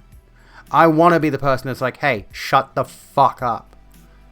But when you're confronted with that kind of thing, you don't know how to respond. And why is being a slut or a whore a bad thing? Because, well, it's not a bad thing, but because society conditions us to believe that a woman is to be the property of a man, and they're not allowed to have their own freedom to do whatever they want sexually. Okay, but what if I'm the woman I'm calling a slut? That's allowed. See you soon, Izzy. Have a good one. Is it true that there are more MTF than FTM? I doubt it. I doubt it, honestly. I'd say the numbers would be about even. And how does gender dysphoria develop? I mean, it's just by being trans. Well, it's not even necessarily... Well, I suppose it is by being trans. It doesn't really develop, per se, although... How would you describe that one? Hindsight is a wonderful thing. Growing up in male environments is very disturbing because they're literally... Yeah, like, that's the thing. It's like that attitude that guy expressed was not uncommon. I've heard that kind of bullshit before. I've been around those people so many times before. I've been around men where their entire conversation revolved around what kind of women's body type do you like specifically? What's your favorite body part on a woman? And it's like... What? What? I don't know. Numbers are probably even. It's just that MTF is more common because... It looks like MTF is more common because it's more represented in the news and popular media. Yes, exactly. Exactly. It's just icky conversation. It is. It's gross. It's really gross and disturbing. Dysphoria develops... I wouldn't say it develops. You just kind of start noticing it more and more. Yeah, exactly. Develops when your body develops in a way that your gender doesn't comply with. Like, oh, why do I have boobs? I'm not meant to have boobs. Exactly. Exactly. There's this really cool website called Google. I will say I don't like that particular argument. I mean, I do make jokes about Googling it in my new video when it comes out, hopefully soon. But there was a very good video by somebody on the YouTube that I can't remember, which goes into why you shouldn't just tell people to go and Google things, because the Google, just Google it, used to probably be kind of solid advice. Because the search results weren't as skewed as they are now. Algorithms come into play. When you search for certain things, Google may often return results that are going to confirm your biases and things of that nature. So that becomes a tricky area to traverse. Never tell someone to just Google vaccine information. Oh yeah, no, absolutely not. There's actually a rural village in China away from the cities where women run it. Marriage is optional, but most haven't done it, and multiple generations raise the children, 3 or 4 generations. Usually the only male figure is an uncle or something, unless the men are invited by the lady and her mother/grandmother. That's interesting. Just heard a man recently say after a woman got offended by a sexual joke they made that I guess I should just start seeing women as people or something and not these beings. What the fuck? DuckDuckGo, I mean, yeah, there's an option. I've heard good things about that one. Been arguing with anti-vaxxers for over a decade. Yeah, that's the thing. Is like they'll look for the information that confirms their biases. Just Google it can be used for reactionary purposes if they choose the search terms carefully, precisely. It's not something you can rely on reasonably. So it's far better to present the proper information necessary. While it is important to help educate someone, since Google can be fucky, it's not your responsibility as a queer person to educate non-queer people. Which is a point very well elucidated by one of Jessie Jenner's recent videos. Spyro Gal, thank you for the 296. Oh my goodness. Thank you kindly. How are you? There's a good video. Let me think. What is it? Burnout. How transphobes weaponize burnout against neurodivergent trans people. Right. There's this video, which is really great. That's the inspect element tool. I don't want that. I'll just link the. Oh, I'll just show this video. I won't play it, but how transphobes weaponize burnout against neurodivergent trans people is a tremendous video, which basically goes into that same thing. Like we are, as trans people, are trans and neurodivergent people, generally speaking, as well. Like people ask me questions about autism all the time that I feel like, God, why does nobody understand what autism is? But, you know, constantly we have to answer the questions about transness on a routine basis. And it's exhausting. It's debilitating to have to keep answering the same questions over and over and over again and make sure you're staying on top of the relevant information. And it's just, a lot of the time, it ends up getting into our heads and just wearing us down, you know. Well, that's the thing. I mean, technically still in transition. Transition is not necessarily a process that particularly stops at any given point. I'm a transitioning person. Doing well, just about to get ready before therapy. Ooh. I hope all goes well. First message is bits. I like Spiral Ray. Reminds me of about a month ago, Twitter people were talking about how Google's results, even for academic things, are seriously degraded in the last couple of years. Yeah, because it's financially beneficial to them. It's like when I looked up groceries the other day, and the first 3 results were different food delivery services like Menulog, DoorDash, Uber Eats. I got 3 ads at the top of my search results before I could find, like, I think I looked up Coles Supermarkets or Coles Groceries. Like, I was trying to order a delivery of groceries, and it was, they were recommending me takeaway, and I'm like, no, I wanted groceries. Like, it's become more beneficial for Google to provide you with a bunch of ads on the top of their search results to redirect you away from what you actually want to see. I do have an AMA tag, yes. So yeah, I do have an AMA tag. But yeah, like, generally speaking, like, it's hard to say when transition technically ends. Like, it's not really a specific thing that has an ending. I suppose there are definitely, like, some milestones that trans people would generally go for, and once they've hit all of those, they would say maybe they're successfully or completely transitioned. But I don't really see it that way. I consider myself as someone who is probably going to be in perpetual transition. Let's see. Need to say hello to Manicland and Izzy. Sounds good. Can actually assist with Abby's transitioning by contributing to the Boobies Fund. You could do that. Type exclamation mark sub off Twitch if you would like to throw some money at the channel. Life is a transition. It really is. When we think about it, we go through so many different phases of our life that can dramatically change who we are. See myself transitioning for pretty much the rest of my life. Yeah, that's kind of where I'm at. And I'm okay with this. I'm alright with this. I'm okay with the idea of being a trans woman for the rest of my life. But I have said this before. It's like I would like to get to the point in my life where I don't need to define myself as a trans woman. I do define myself just as a woman, right? That's just how it is. But you know, the what's it called? What's it called? Is it an adverb? Fuck, I can't remember my basic English at the moment. But when you have like trans space woman or cis space woman, what's that called? The word that comes before the word that's just kind of like tall woman, short woman, adjective. That's the one. I want to lose. Like, I don't really want to lose the trans adjective, but I'd rather get to a point in my life where I just don't need to use it to define myself. But at the same time, I like the idea of being a trans activist, I suppose you could say. Like, I like the idea of being an outspoken voice for the trans community. And to that end, given where I'm at now, I don't think I'm ever going to get away from that kind of thing, you know, which I'm fine with. I'm okay with being someone who is known as outwardly transgender and can be a voice for the community if the community requires it. Constantly grow as people through life. Why would transition be any different necessarily? Precisely. Once I'm happy with my body and I'm passing daily, I would say I'm done with transition, but I'm going to be practically transitioning for the rest of my life. It's a tricky business. Woman and trans activist is being interviewed today. Tell us, Abby, are you in fact one of the transes? No, actually, I'm cis.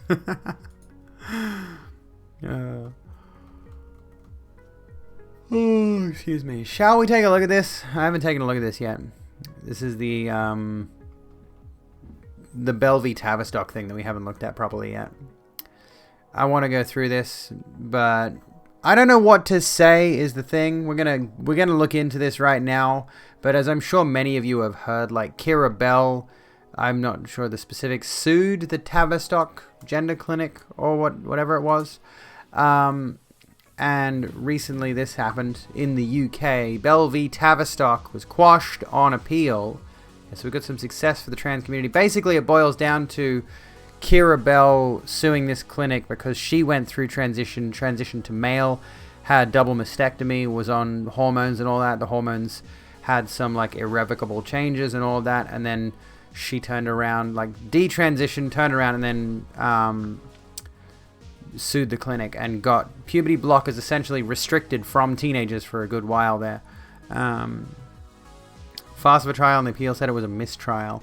It's how Epolite was. She transitioned and then just went stealth, never saying anything about being trans, and nobody knew since she had bottom surgery. Then recently decided to come out and support trans people because of the shit they're going through. It's all very yay, and then they did the thing we all knew they were going to do, and now we're all, ugh, we fucking told you. Exactly, we'll get into that in just a moment. So the Court of Appeal today, this is in the UK for anybody who was wondering, has overturned the judgment handed down in Bell v Tavistock by the Divisional Court and rejected the claim for judicial review. We are proud to have stood in coalition with subject experts and co-interveners Brooke, the Endocrine Society and Liberty, as well as having the backing of legal experts, the Good Law Project. Thanks to this intervention, the court heard submissions from GI, that's Gendered Intelligence, this blog, the only translate organization given a voice in this appeal, and other experts in reproductive health, young people's competency, and endocrinology. The appeal judgment confirms that it is ultimately for clinicians to exercise their judgment around the referral of patients for puberty-delaying treatment, seeing as how they are already subject to professional regulation and oversight. The Court of Appeal has stated that the original Divisional Court decision covered areas which were not suitable for determination in judicial review proceedings, and that the claim for judicial review should have been dismissed outright. The Court of Appeal decision is great news for trans youth and reiterates that it was inappropriate for the Divisional Court to provide the guidance in the first place. Have a good one, Princess Andromeda. Thank you so kindly for hanging out tonight. Gillick competence. The guidance as demanded by the Divisional Court has been found to be an improper restriction on the Gillick test of incompetence. On the Gillick test of competence. We believe it is clear from the Court of Appeal's judgment that decisions around Gillick competence are the same for trans youth as for all others, and that no unique restrictions need to be placed on a person's ability to autonomously consent simply because they are trans. The Court of Appeal's decision will sound a clarion call that such policy decisions are for the National Health Service, the medical profession, and its regulators, rather than forcing patients to go through a court process to gain access to puberty-delaying treatment when there was no legal obligation for such an application to be made. The new decision confirms that this is ultimately for clinicians to exercise their judgment while seeking to obtain Gillick competence from patients. What now? To our knowledge, not a single patient has been put forward to the endocrinology teams since the Divisional Court's December 2020 decision. So it's been over a year since this decision was made. Close to 2. Just 1 year. Sorry, I'm getting ahead of myself. The Court of Appeal highlighted that at no point were the Tavistock's policies and procedures found to be unlawful. It is therefore clear there is no reason for NHS England to not return to its original treatment pathways. NHS England should no longer seek a court application for referral for endocrinology services at GIDS. Pandora's box has been opened. Trans-related healthcare for young people has been highly politicized, and this is unlikely to stop as a result of the Court of Appeal's decision. It is important for us all then to be reiterating the simple fact that it is for clinicians, not courts or politicians, to use their skills to weigh up whether robust consent has been achieved. Gendered Intelligence believes it is important for important that NHS England update/revert their guidance to reflect the Court of Appeal's decision, and we will be writing to them to ask that this is looked at urgently. Young trans people and their families will rightfully be asking when their endocrinology care can resume through GIDS. Excuse me. Until the NHS England guidance is changed, a court order will still be needed for referral for endocrine services. We would venture that until the guidance changes, there will continue to be no new referrals. Whoops, took your healthcare for a year. Oops, daisy.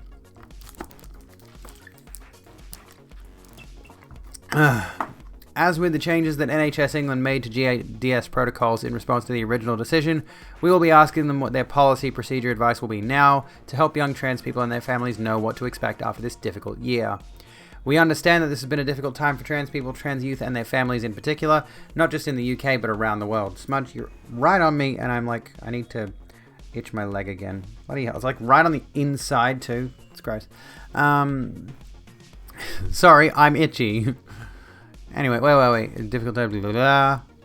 Okay, not just in the UK, but around the world. The original now quashed decision from Bell v Tavistock sent alarm bells ringing to all who were paying attention, and attempts were made Am I on the right line? Yeah. And attempts were made to use this bad decision to help set precedent in other jurisdictions and with other medical-related issues. See addendum. We'll get to this part. At Gendered Intelligence, we are very happy that the Court of Appeal has reiterated the importance of Gillick competence for all and without undue and unusual restrictions. We remain cautiously optimistic that things will improve for trans youth and that their healthcare needs will be met in a timely fashion. If you want to know more about Gendered Intelligence's stance on puberty-delaying treatment as a whole, click here for our new position statement. We'll have a look at that. And the addendum. Okay, when we originally posted about the decision to bring a judicial review against NHS England, we warned of the thin end of the wedge. We could not have known the prescience in the below with regards to the pandemic, which had not yet reached the UK. Excuse me. If this case is successful in removing Mrs. A's child's right to consent to medical treatment, the line in the sand is removed. A loss to trans youth is a loss to all. In these days of rife mis- and disinformation, the Divisional Court's now overturned decision is being upheld as gospel by many people opposed to the vaccination of under 16s. Even if the original decision had a larger scope than the care pathways of children with gender dysphoria, which we must reiterate it did not, the High Court has annulled this decision. At Gendered Intelligence, we are not interested in debating the merits of vaccination. The evidence speaks for itself, but would highlight only the weaponization of court decisions made around trans youth to potentially harm the wider population. Trans people and our rights are the canary in the coal mine, and any attempt to rescind or damage our rights will inevitably use to damage the rights of others.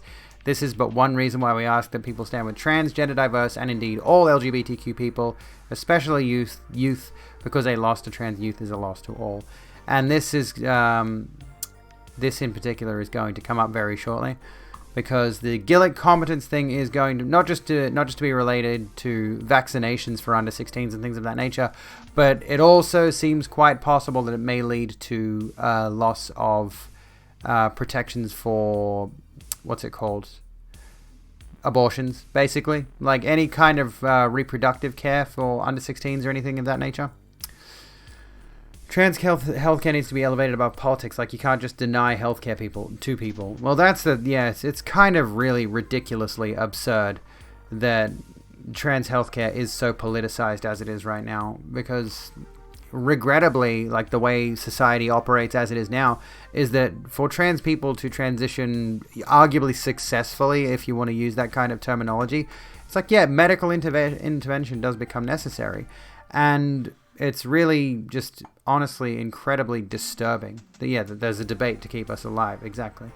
If you start removing trans healthcare from trans teenagers, it's only going to spiral into trans healthcare for trans adults as well, and it's going to lead to more trans people suffering as a result. And why should we want to continue to make certain people suffer? Why is it that there needs to be a group of people that needs to be struggling under these circumstances? Or under any circumstances?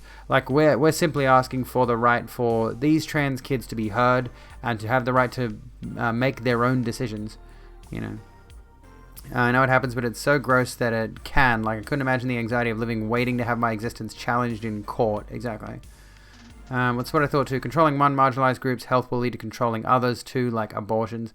And that's the thing, is like abortion control has always been a hot topic, and it is going to lead to worse and worse things. Now, why did I close the...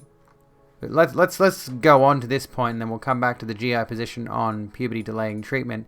So, Keira Bell's lawyer, right, says the Gillick competency test is no longer fit for purpose. We shall be seeking permission to appeal to the Supreme Court.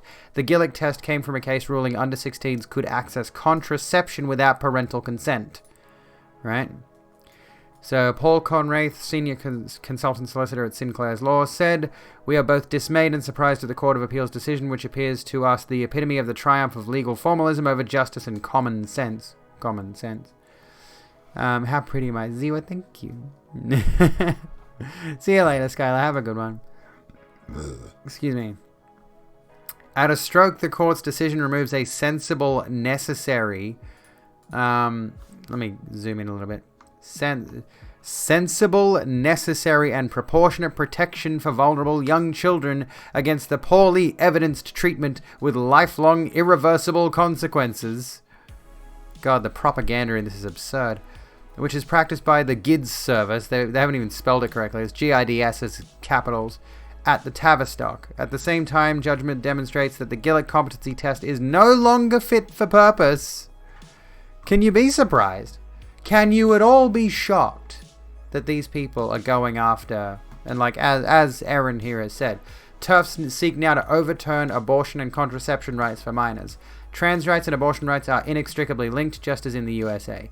They use the recent UK Tavistock decision as rationale to do away with the Gillick competence. This is your feminism, TERFs, right? Like, that's what it all boils down to. Is like, it's never just what's the phrase I want to use here? Like there's a certain term.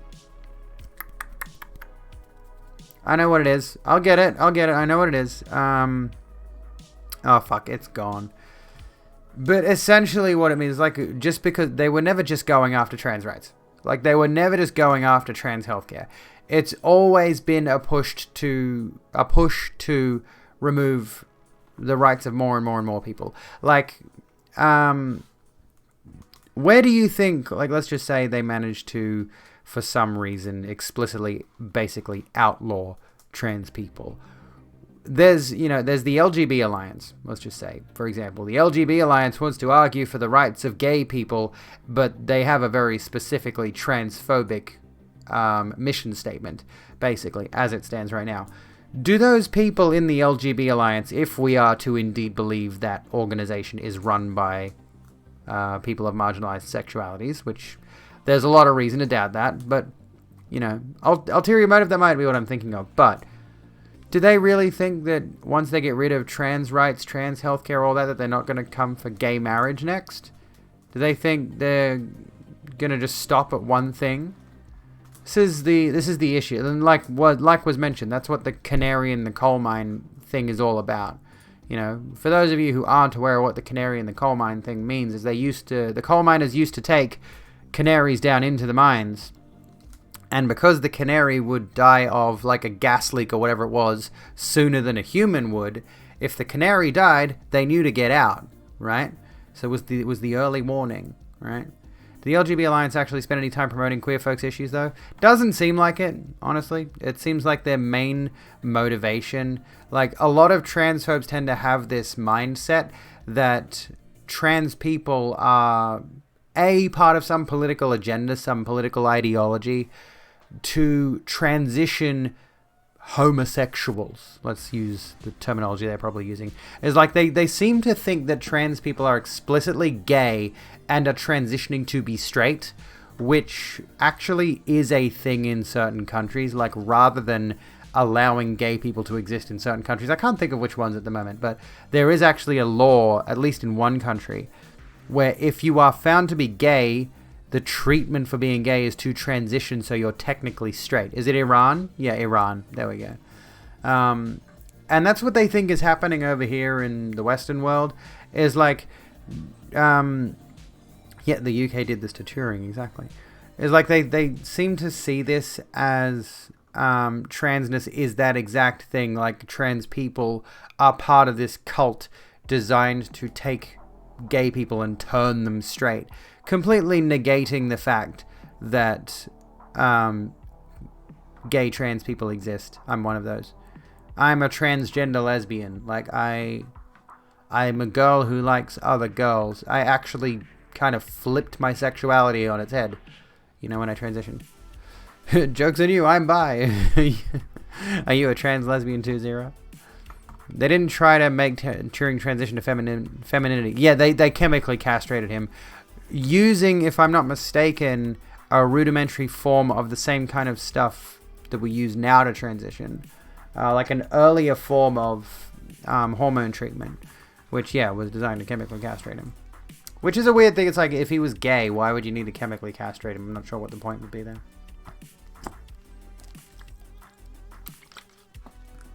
Once a society goes down the route of removing rights, then no one is safe. That's why solidarity is so important. When the rights of one group falls, we all suffer. Exactly. Which is why anybody with any actual common sense, anybody with actual any actual logic in their heads, would look at something like the LGB Alliance, which seeks to reduce and exclude certain people, like reduce it down to just sexualities and exclude any of the other letters, you can't look at that and not be inherently skeptical of it. You have to look at that kind of thing and realize, hang on, why are they trying to exclude certain members of the queer community? Because without all of the other members of the queer community, which, yes, of course, includes transgender people, gay marriage legislation would have never been passed in the first place. It wouldn't have happened if there was not that solidarity, you know? Which is why it's kind of scary now to see that there are indeed gay people, or at least it seems that there are gay people, who are so willing to throw us under the bus when we need allies most, you know? They're pulling the ladder up behind them so that they get everything they want, and then we just lose out. Ace people also exist, exactly. By Visibility Week, the only time of year that people can see us. Seriously, we're invisible all year round. It certainly feels that way sometimes. It certainly seems that way sometimes. I mean, I don't know what I am. I consider myself a lesbian because I like the label.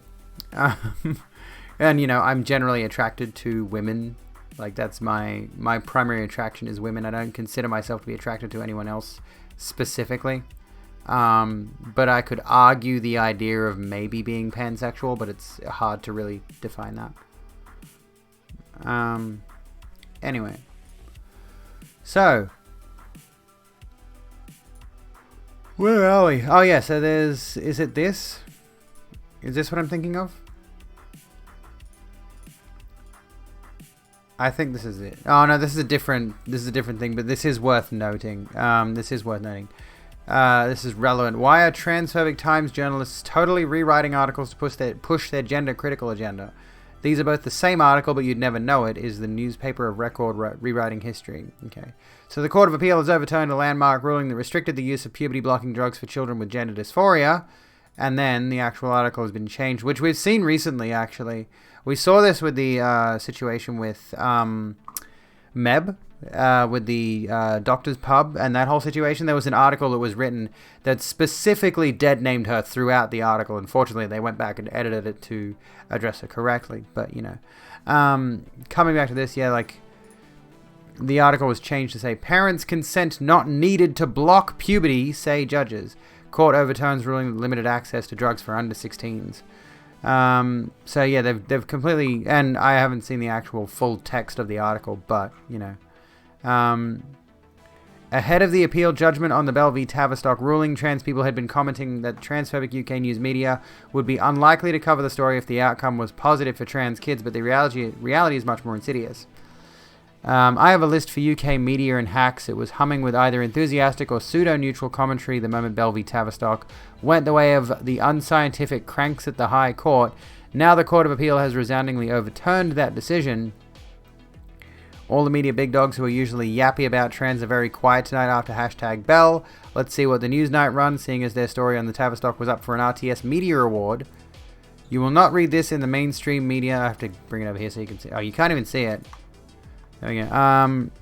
But the awful Bell v Tavistock judgment has been overturned. A small piece of justice for trans kids. Might have to just, like, look at the images from... Oh, no, I can't because they're like that, but anyway. It's clear the Times has been following a strategy to publish trans-hostile articles, sometimes going out of their way to seek out anti-trans outrage stories, which in previous years wouldn't have even made the local free paper. Inversely, they ignore trans-positive stories.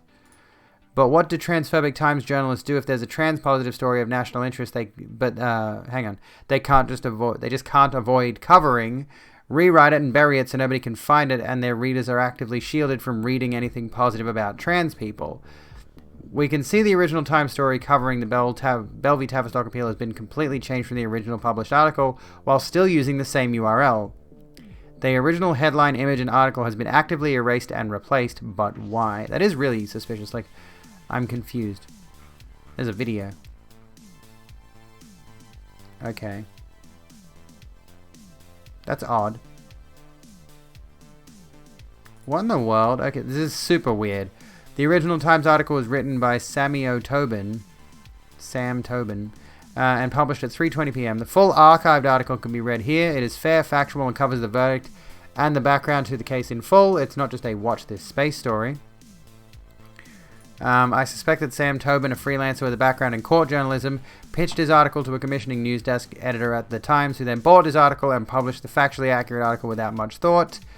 After the original article was published, trans-hostile Times journalist Times Lucy went back and totally rewrote it. Okay, this is getting wild. Holy shit.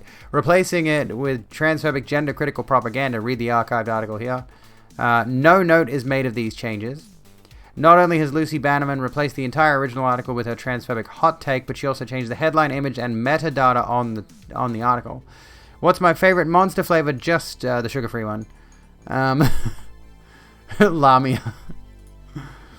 I only ever drink the white one, the sugar-free one. The original headline and metadata, copy added to web pages and images for search engines to read, has been changed, and Lucy Bannerman has clearly removed the words people would typically use to find stories on the topic of trans youth and the Belle v. Tavistock case. Words such as Tavistock, blockers, gender dysphoria are noticeably missing from both the new headline and the copy attached to the image. It's likely metadata tags have also been deleted in the website content management system in order to hide the story from searchers. It's clear there's an editorial policy by transphobic journalists and editors to only promote trans-hostile stories, and if they must publish a trans-positive piece, that it must be buried from view and spun as negatively as possible. And we'll go through the archived articles in a moment. So we'll go through the Sam Tobin one and then the Lucy Bannerman one. We'll skim through them. Because, there was another news article I wanted to get into tonight about restriction of journalism, but I can't remember exactly what it was. Was there something relating to Australia? This is like a conspiracy, but it's all the evidence is right there. It's a conspiracy that we know is happening, though. It's like we're well aware of the fact that especially mainstream UK media has a vested interest in promoting transphobia, and I've said this before, and I'm worried that it's going to come to Australia at some point. I think Australia is just too preoccupied with the pandemic at the moment to fit another moral panic into their current repertoire of the news cycle. I do see it coming to Australia, fearful if it does. But given that Australia just likes to adopt certain bigotries at some stage or another, I can see this kind of thing coming here, regrettably. We already have very, very sketchy news media here in Australia as well.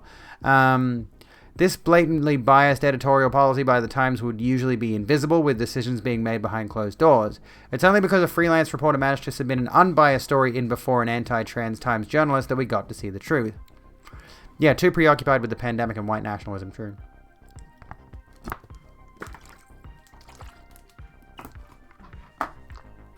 It is unfathomable that the Times retains its moniker of newspaper of record when it so clearly manipulates those records to reflect their own ideological agenda. They're clearly misrepresenting the truth and blatantly abusing their status as an influential platform. Thank you again for more hydration. This is absolutely fucking wild. But why would the Times be so virulently obsessed with attacking trans people? I previously documented the growth of transphobia as editorial policy within the Murdoch media empire in this thread here. This is the thing, Murdoch especially. Need more water, one sex. One sex, please. So there's another thread there we can look at from February. Attacking trans people is all part of a wider strategy by the government and Tory supporting Times to undermine minorities and those who challenge the status quo of capitalism and profit for the rich. Demonizing minorities to remove their rights is key to this. Read more here. There's a whole thing. There we go. So I think that's the end of her thread. Their thread? Helen. Anyway. Where was it? So Murdoch Empire newspaper The Australian followed in the footsteps of UK's The Times, making it their mission to destroy trans kids by any means necessary. So Doctor denounces News Corp's inaccurate coverage of Melbourne Gender Clinic inquiry here.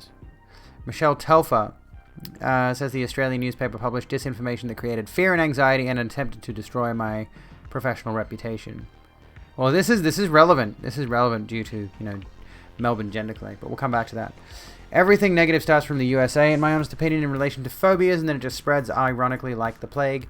The US's hold on Western culture is wild, at least everything I've noticed happening where I'm at has happened for the past 5 to 3 years. Yeah, I mean, you're not wrong. A lot of these things start because America is so influential. You look at any of these kind of bigotries, and they do have a tendency to spiral from the US, but it seems specifically and particularly that a lot of transphobia, at least the modern TERF movement, and a lot of the significant influence of it stems from the United Kingdom, for whatever reason. I suppose because like the most prominent transphobes that we're aware of tend to be from the UK, so it galvanizes them over there. Alt-right sorts have been targeting marginalized groups all over the world, like how Tucker Carlson focuses on fringe issues to do with overrepresented immigration stories as a way to push wider legislation that promotes racism and such. So I personally see this as a nefarious agenda to radicalize ill-informed people to turf issues and then go further right-leaning ideas that serve corporate interests like fossil fuel dependency. Exactly. Got a raise in my job, want to treat myself. Isn't it like where there's Murdoch-owned media, that's where the shitty ideas go around via the media? Generally, yes. And like Murdoch media is everywhere. Murdoch media is definitely most of the media in Australia is Murdoch-owned. So yeah, it's a whole thing. It is a whole entire thing. So let's take a glance at this. Let's like compare. Let's do a side by side. Hang on. Let's do this over here, and we'll go this over here. So let's read through both of these. Yeah, capitalism needs fascism, basically. So Sam Tobin's article over here. Tavistock NHS Trust wins appeal over puberty blockers for children. Court overturns ruling that limited access to drugs for under 16s. Yes, Murdoch himself is Australian. The Court of Appeal has overturned a landmark ruling that restricted the use of puberty-blocking drugs for children with gender dysphoria. Last year, the High Court ruled it was highly unlikely that a child aged 13 or under would be able to consent to the hormone-blocking treatment, and that it was very doubtful a child of 14 or 15 would understand the long-term consequences. The Tavistock and Portman NHS Foundation Trust, which runs England's only gender identity development service for children, appealed against the ruling in June. In a judgment today, the Court of Appeal said it was inappropriate for the High Court to have given the guidance, ruling that it was for doctors to exercise their judgment about whether their patients could properly consent. Alright, so that's the first 4 paragraphs here. Let's go to this one. This is the Lucy Bannerman article. Parents' consent not needed to block puberty, say judges. And that's the same subtitle. Children can take puberty blockers without parental consent, the Court of Appeal has ruled. The decision overturns a ruling concerning the use of puberty-blocking drugs for children who are confused about their gender. Little is known about the long-term side effects of the drugs in this context. Transgender rights campaigners... Holy fucking shit, dude. Right out with it. Transgender rights campaigners claim that the hormone treatment, which delays onset of puberty, spares young people the distress of developing unwanted sexual characteristics while they explore their identity. Okay, so let's move down again. So the next few paragraphs. Oh. The court was not in a position to generalize about the capability of persons of different ages to understand what is necessary for them to be competent to consent to the administration of puberty blockers, Mr. Justice Burnett, the Lord Chief Justice, said with Mr. Justice Voss and Lady Justice King. It placed patients, parents, and clinicians in a very difficult position. The original case was brought by Kira Bell, a 24-year-old woman who began taking puberty blockers when she was 16, before later detransitioning, and the mother of a teenager who was on the waiting list for treatment. During the 2-day appeal this year, the Tavistock's lawyers argued that the curbs were inconsistent with a long-standing legal principle that young people may be able to consent to their own medical treatment following an appeal over access to the contraceptive pill for under 16s in the 1980s. It's blatant transphobia, yeah. Okay, so that's Sam Tobin's one, so we've read up to there.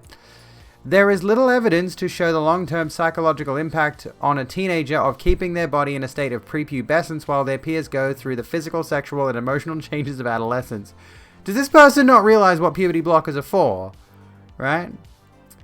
Researchers suggested that puberty blockers may stunt height and impair bone density, although the long-term effects remain unknown. Why do they keep referring to this? There is scientific studies to suggest we know what goes on with puberty blockers. The ruling yesterday, in effect, leaves it to doctors, not the courts, to decide if a patient can properly consent to such treatment. Yeah, as well it should be. As well it should be. Like, it's not the court's decision. Why the fuck do the courts need to have a role in someone's medical treatment?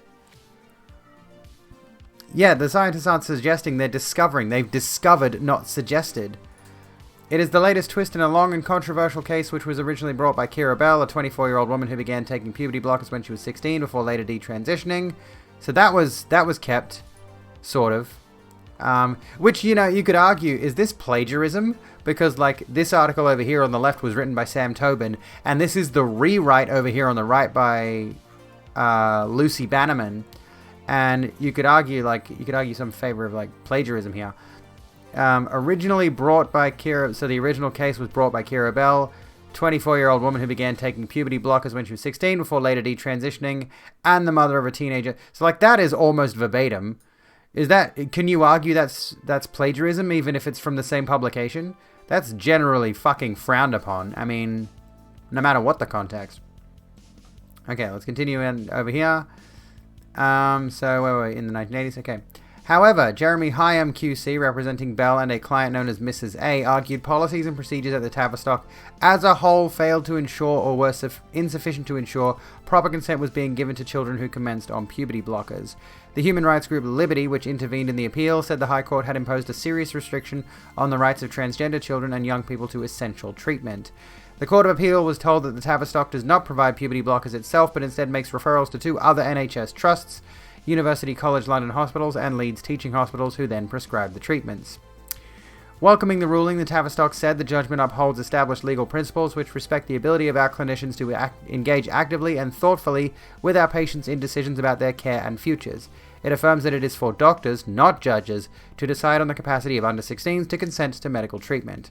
We recognize the work we do is complex, and working with our partners, we are committed to continue to improve the quality of care and decision-making for our patients, and to strengthen the evidence based in this developing area of care. Okay, so that's the end of the Sam Tobin article. Okay, so let's continue over here. Holy shit, this goes for a bit longer. They declared victory last year when the High Court ruled that it was very unlikely that a child aged 13 and under, and very doubtful that a child 14 or 15 would understand the long-term consequences of such an experimental treatment on their future fertility and sexual function. They're so desperately concerned with an individual's ability, with like their fertility or their virility or their sexual capacity. They're so desperately concerned with particular individual's ability to have kids, as if there are not other avenues to have children. You know, it's not. Yeah, won't somebody think of the children's children? It's a non-argument. It's not based on anything. The Tavistock and Portman NHS Foundation Trust, which runs England's only gender identity development service for children, suspended referrals for puberty blockers for under-16s as a result. The trust appealed against the ruling in June. The Court of Appeal said that it had been inappropriate for the High Court to give the guidance, shifting the onus back onto doctors to decide whether young patients can properly consent. As it fucking should be! In the ruling, the Lord Chief Justice Lord Burnett, with Sir Geoffrey Voss and Lady Justice King, said the court was not in a position to generalise about the capability of persons of different ages, to understand what is necessary for them to be competent to consent to the administration of puberty blockers. It placed patients, parents, and clinicians in a very difficult position. Liberty, the human rights group which intervened in the appeal, said that the High Court had imposed a serious restriction on children and young people's rights to essential treatment. Notice how... Is that in quotes over here? Yes, it is. Okay. So, is this all the same? Let me see. Several senior clinicians have walked out from the Gender Identity Development Service concerned by the rising numbers of vulnerable children, many with complex histories, seeking puberty blockers in what the clinicians believed was a mistaken belief they could cure complex identity crises. Oh, good lord. The visibility of transness in the modern age is allowing people who are this young to recognize their own dysphoria and come to terms with it and seek out the treatment, and these people are trying to legislate against that treatment so it can never happen. They don't want trans people to be visible. They don't want trans kids to transition. They specifically just want to cut us out of public life in general. Transgender rights campaigners welcomed the ruling, saying that it should be easier, not harder, for vulnerable youngsters to access treatment. Yes! Nancy Kelly, CEO of Stonewall, said today's outcome will be a huge relief for trans young people and their families and the wider trans community. Tavistock and Portman said the judgment upholds established legal principles which respect the ability of our clinicians to engage actively and thoughtfully with our patients in decisions about their cares and futures. It affirms that it is for doctors, not judges, blah, blah, blah, blah, blah. We've already read that bit. So, I mean, I don't... Do we argue the point of plagiarism or not? But that's really beside the point. The reality of the situation is that the ruling got overturned, and that's good for trans kids, realistically. But it's just like this whole situation with the rewrite of the article is what really gets me here. Like, they desperately needed to make this specific incident occur, or rather they didn't want something that was not trans positive specifically, but just reporting the facts as they are. They really needed to push this narrative, and they really needed to edit this article to reflect a different viewpoint. And yeah, the rewrite was full of so much bullshit. It really was. It was unnecessary, entirely and completely unnecessary, other than to push an agenda. And they say we have an agenda. Come on, dude. Are you fucking serious? Journalistic integrity, ladies and gentlemen, and people who are not ladies and gentlemen. Guys, gals, and all points in between. There we go. That's it. If you're watching this on YouTube, don't forget to like, comment, subscribe, and come over here to twitch.tv/AbigailBeck, where I promise I won't be this tired next time you see me. I'm exhausted. Anyway, that's it. See ya. You feel seen? There we are. That's a thing. Premium nothing, my existence. Sneaky email to their editor and go, hey, this is illegal, right? You should. Hi, YouTube. Well, that's not going to be in there now, but I should have done that. At any rate, I think what I'm going to do is, like, we're going to, like, skim over the, in the video, we're going to skim over the whole, the ruling. We're just going to, like, sum that up and prioritize the article thing in the video, because I think that's a far more interesting video, because, like, holy shit. Like, holy shit, dude. That was deranged. That's fucking deranged. Oh my god, I can't even fathom. It's off the wall. It's just off the fucking wall. I can't even... Oh, dear lord. How? Why? What's the reason? The BBC article seems like... I want to have a look at the BBC article on this. Doctors can judge if under 16s can give informed consent to puberty blocker use. I want to skim through this and see if I can find any transphobic language. Now to the slow climb towards the real ultimate nothing. Let's have a look here. The original case was brought by Kira Bell. Says the clinic should have challenged her more over transitioning. No. Why? Why should they challenge kids? Why should they make it harder? Why? Because you fucked up. I'm sorry, Kira, but you fucked up. That's not on anybody else. That's your fault. I think that's what pisses me off the most about this, is like Kira Bell fucked up her own life and then decided to take it out on trans kids. Fuck her. Honestly. Court of Appeal judges said they recognize the difficulties and complexities. Puberty blockers are used to pause puberty by suppressing the release of hormones. They are prescribed to some children who are experiencing gender dysphoria, which the NHS describes as a sense of unease that a person may have because of a mismatch between their biological sex and gender identity. Tavistock Clinic said it welcomed the decision. The judgment upholds established legal principles. It affirms for doctors, blah, blah, blah. GIDS said that hormone treatment allows a young person to consider their options. Exactly. I see you. Hey, Sean. Hello. How you doing, friends? Hello, Raiders. What's going on? Welcome to the Rogue Room. I'm Abigail Beck. We're talking about the Tavistock ruling and questionable journalism. I don't know if we just went over this, actually, but, you know. How was your stream? What were you getting up to tonight? Tell us all about it while I make the lights all pretty. Give me a sec, because I got to do this on my phone, because I don't have a PC app. How'd the stream go? Prince Anime, that's for you. How's it going? Welcome to the Rogue Room, hosted by me, a place of acceptance, learning, and growth, and, yeah, questionable journalism. Or questioning questionable journalism, at the very least. How'd the stream go? I hope you all had a lovely time. But yeah, we have been going over the Bell v Tavistock appeal in the UK, and the this is also a detransitioning story. Well, I mean, depending what you're asking. So the case, the appeal that just happened, basically puts the... What was it? Like, the Bell v Tavistock thing, originally, ended up restricting puberty blockers and requiring teenagers who wanted to go on puberty blockers to go through a whole court appeal process to even access them. Like, they had to go through the legal system to access puberty blockers. This recent appeal of the Belle v. Tavistock ruling has now made it so that it's basically just between the kids and the doctors. Like, the medical staff can, what's the phrase here? Like, can prescribe the treatment or what have you without needing to go through the court system. Trans teens, I think, can now go without needing their parents' permission or something like that on puberty blockers. It's the whole thing. Might be referencing what you said. Oh, okay. What did you say? How do we know Keira Bell isn't actually trans and was coerced into detransitioning in this suit by her family? I mean, that's the discussion that I always want to have when it comes to notable detransitioners, right? Is that it seems very likely, and I remember reading this a while back. Somebody took notes from a podcast that Keira Bell appeared on, and in said podcast, she specifically talked about how virtually nobody in her life was accepting of her transition, and that there was a lot of pressure from all sides to detransition, like a whole lot of mess in that whole scenario there.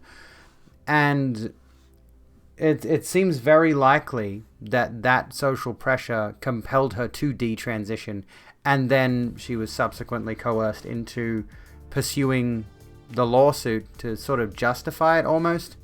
So I think it's... Well, I mean, you can think of the... Where did I see this? I can't remember where I saw this, but there's... Oh, fuck. There was something I read somewhere that a significant portion of people who do detransition end up retransitioning. And I've heard of numerous retransition stories. And the primary reason people would detransition is because of that social pressure, because being trans is generally looked down upon, generally frowned upon. So people detransition to maintain their own safety or identity or whatever. To protect themselves from harm, basically. And yeah, there's a lot to suggest that maybe she still is trans, but this whole situation has, I think, irrevocably damaged her image. Can you imagine if Keira Bell retransitions? What the narrative would be? I think she's in this particular position right now where she realistically can't. And any attempt at a redemption arc would be frowned upon by the broader trans community. Don't get me wrong, but it feels weird to be speculating. I mean, yeah, that's the thing. I'm only speculating based off the fact that there was a podcast where she was on there and she was talking about the fact that virtually nobody accepted it. Like, friends and family in her life would not accept that she transitioned. That's where I look at this and I think, hang on. Something's not adding up here. She's not in an environment to allow transitioning. Doesn't take the blame away from her for her actions in the suit, but still, exactly. She's still culpable here. It's very much a case of, like, a lot of trans people looking at her specifically, and they definitely have a fuck Keira Bell attitude, and I completely understand why. Because, you know, there's no reason you need to take those puberty blockers rights away from trans kids. Anyway. Like, again, I will refer back to the fact that, you know, if you decide to fuck your life up for some reason, what's a good analogy we could use here? I'm trying to think of a good analogy we can use here. That if you develop lung cancer, well, I mean, this is not this is a dumb analogy, but, like, let's just say, for example, you develop lung cancer from smoking. I mean, you'd probably be justified in launching a campaign against the tobacco industry.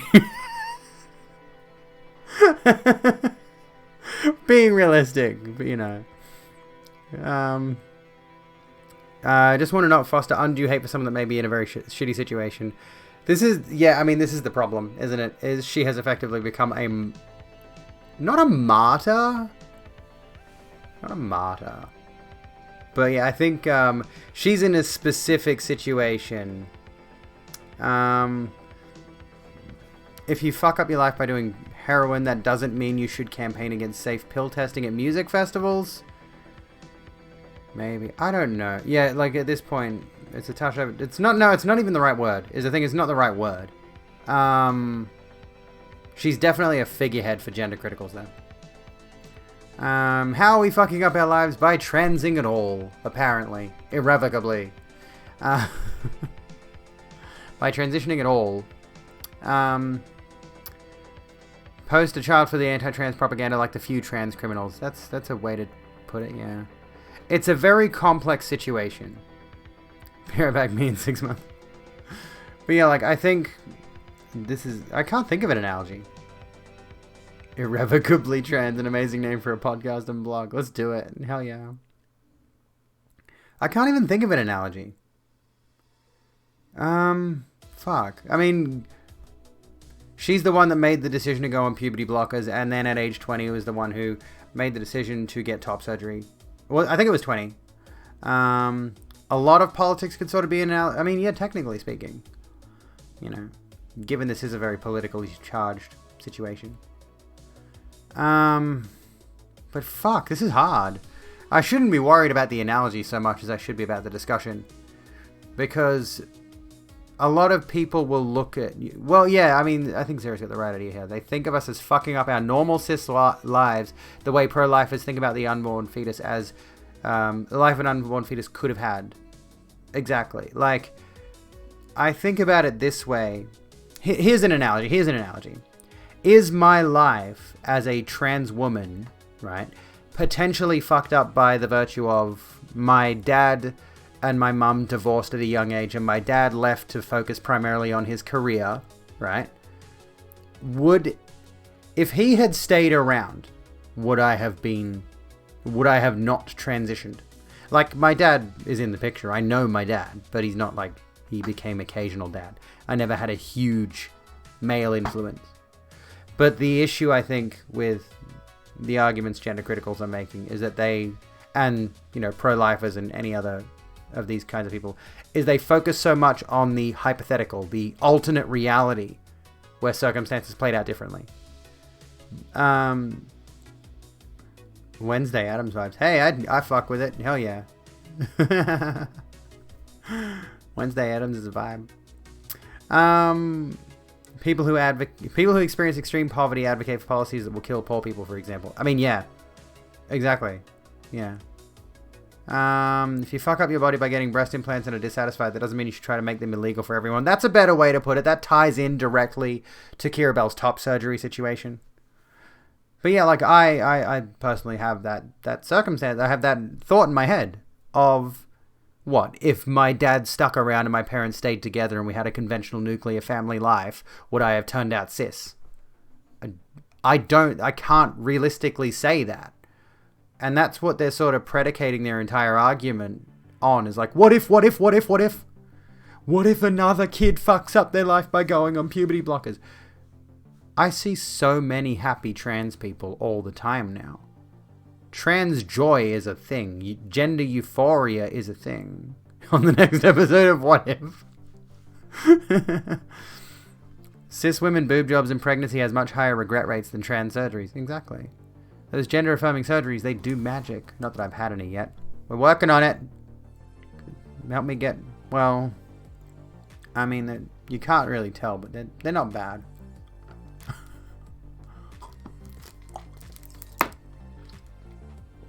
But there's a whole thing. You know, there's a whole discussion to be had. And that's the problem I have with the Keira Bell situation in general. Is that it's entirely predicated on what ifs. It's entirely predicated on whataboutisms. The whole argument from trans people in general, transphobic people in general, not trans people. What if children fuck up their lives by doing literally anything? We should probably keep them in cages. I shouldn't laugh at kids in cages. Shouldn't do, that's naughty. But I mean, it's the shock humor. Sure, someone has a spare gender if you really want one. I mean... Still lost your gender somewhere and can't find it. Who needs it? Chuck it. Meh. I'd rather do without. But yeah, like the whole idea of... And I mean, realistically speaking, I suppose hypotheticals are technically a good thing. But it really strictly feels like transphobic narratives are hinged incredibly on what-ifs. And... if there is any evidence to suggest their points, it's very, very, very minimal. You know? And flies in the face of the majority of the information we have. So one trans person, and don't get me wrong, there are more than one detransed person out there. There's a subreddit called Dtrans, the subreddit Dtrans. It might have been banned actually. As far as I know, is not like a trans and detrans positive subreddit. It's actually pretty toxic. Or there is at least one detransition subreddit that's pretty toxic, and there's another one that's much more positive and talks about experiences post detransition. Right. I haven't been there, but I'll take a look at some point and we can discuss that. But yeah, it's like, okay, trans people are already a minority. Detransitioners are an extreme minority in that minority. And it seems as though once those detransitioners are in a better place in their life, like they move away from transphobic family and friends, transphobic circumstances, and they get into a more comfortable situation, they retransition. At least it seems like I've read something about this. I can't think of it. Something like, will retransition bring up results? I've heard stories of people retransitioning. Transition music, detransition, or retransition. It's like, yeah, the main primary reason that people detransition in the first place is because they're in circumstances that do not affirm their gender transition, and they are intensely socially pressured to treat it as though it's a phase, as though it's some mental illness issue or some other kind of thing. To be a fly on the wall of those conversations that Keira Bell might have had with the people who... Well, I mean, there is that podcast. We should try to find it. But I'm speculating at this point. But it seems like something a lot of TERFs would sweep under the rug, which is always the case. It's always the case. For some reason, I'm reminded of the circumstance that happened relatively recently, or at least there were some screenshots on Twitter of a news article detailing that a particular woman was a sexual predator, I think was preying on school students, right? And TERFs took screenshots of this article, posted it on Twitter, and said, "Look, these trans people, they're preying on our children." She was cis. It's never... There's no real strong foundation for their viewpoints. At all. And yeah, the teacher, everyone said she was trans, but she was cis. Or at least this one person was insistent that the teacher was trans. And everybody else was saying, but she's a cis woman. Like, and somebody tried to get me with this once in an argument on Twitter as well. Like, they linked me an article that said, look, this trans person's a predator. And I clicked into the article. At no point anywhere, and I'm not saying the person wasn't trans, but the predator in this circumstance was like kind of butchy looking and had a shaven head. But at no point in the article was it ever detailed whether this person was cis or trans. They just assumed based on appearance and then ran with it. Look at all these trans predators. You literally... We have no information to suggest it in that one. And in the other one, it was confirmed she was cis. A cis woman got beat up with a crowbar because she didn't pass for the transphobes. That's the thing. And the scary thing, and I've mentioned this a few times in the past, is that transphobes are totally okay with gender non-conforming cis women facing assault and violence and oppression and all of these kinds of things. All of the things that they want to happen to trans women, they're okay with certain cis women facing that harm if it means that trans women get kicked out of public toilets or whatever. TERFs are deranged. Transphobes are deranged. They don't care. You know? Passing culture is misogynistic, it is. It explicitly is. Hello, Daddy Caligula. How you going? And I've mentioned before, I've got several cisgender lesbian friends who are butch. You know, they're very butch. They're very sort of mask presenting in some ways. They get around in like polo shirts and jeans and sneakers and keep their hair short. And they have been harassed in public women's toilets. Or like they've been given like side eyes and they've heard mumblings under their breath and all that kind of thing. Because they look mask. They don't really look all that feminine, but they're still, you know, lesbians. Just butch lesbians. That's it. So if you don't fit a specific mold, then yeah, it comes back around to the misogyny thing. It's all just, if you don't fit my specific vision of a woman, you don't deserve to be in a woman's space. This is for women. It's just extreme gender essentialism, this is an amusing thing about the public toilets thing and change rooms and spas and whatever else, is that when they go so far in their gender essentialism, they're like, listen, biological females should be entitled to biologically female exclusive spaces. What are they going to do when Ty Turner shows up to the women's toilets? Or like Buck Angel or whatever. What are they going to do when these manly, masculine men start using the women's toilets because they've enacted some law that says if you have a vagina or were born with one, you have to use the vagina toilets? Like, have they not seen trans men? They don't look like women. But they don't care about that. They don't think about that. You know. Wish Buck Angel wasn't problematic with his mindsets on trans people. I agree. But I dare say he probably uses the men's toilets, right? And I mean, yeah, you look at him, he's a man. You look at pictures of him, he is a man. But the biological essentialist TERFs really want to push this agenda of sex-segregated spaces to protect women and girls. But all that's going to result in is trans people are going to be using... And the thing, like, I really shouldn't use the trans men argument, although... I do like it because it illustrates that point. It illustrates the fact that, you know, oh, you don't want men, in their terms, in your public toilets, but you're totally okay with trans men who are far more butch than any trans woman I've seen. But like, if I walk into a public men's restroom, I am at much higher risk of getting the shit kicked out of me for looking like this than there's a higher likelihood of me getting assaulted going into the men's toilets than anyone else getting assaulted if a trans woman goes into the women's toilets. Does that make sense?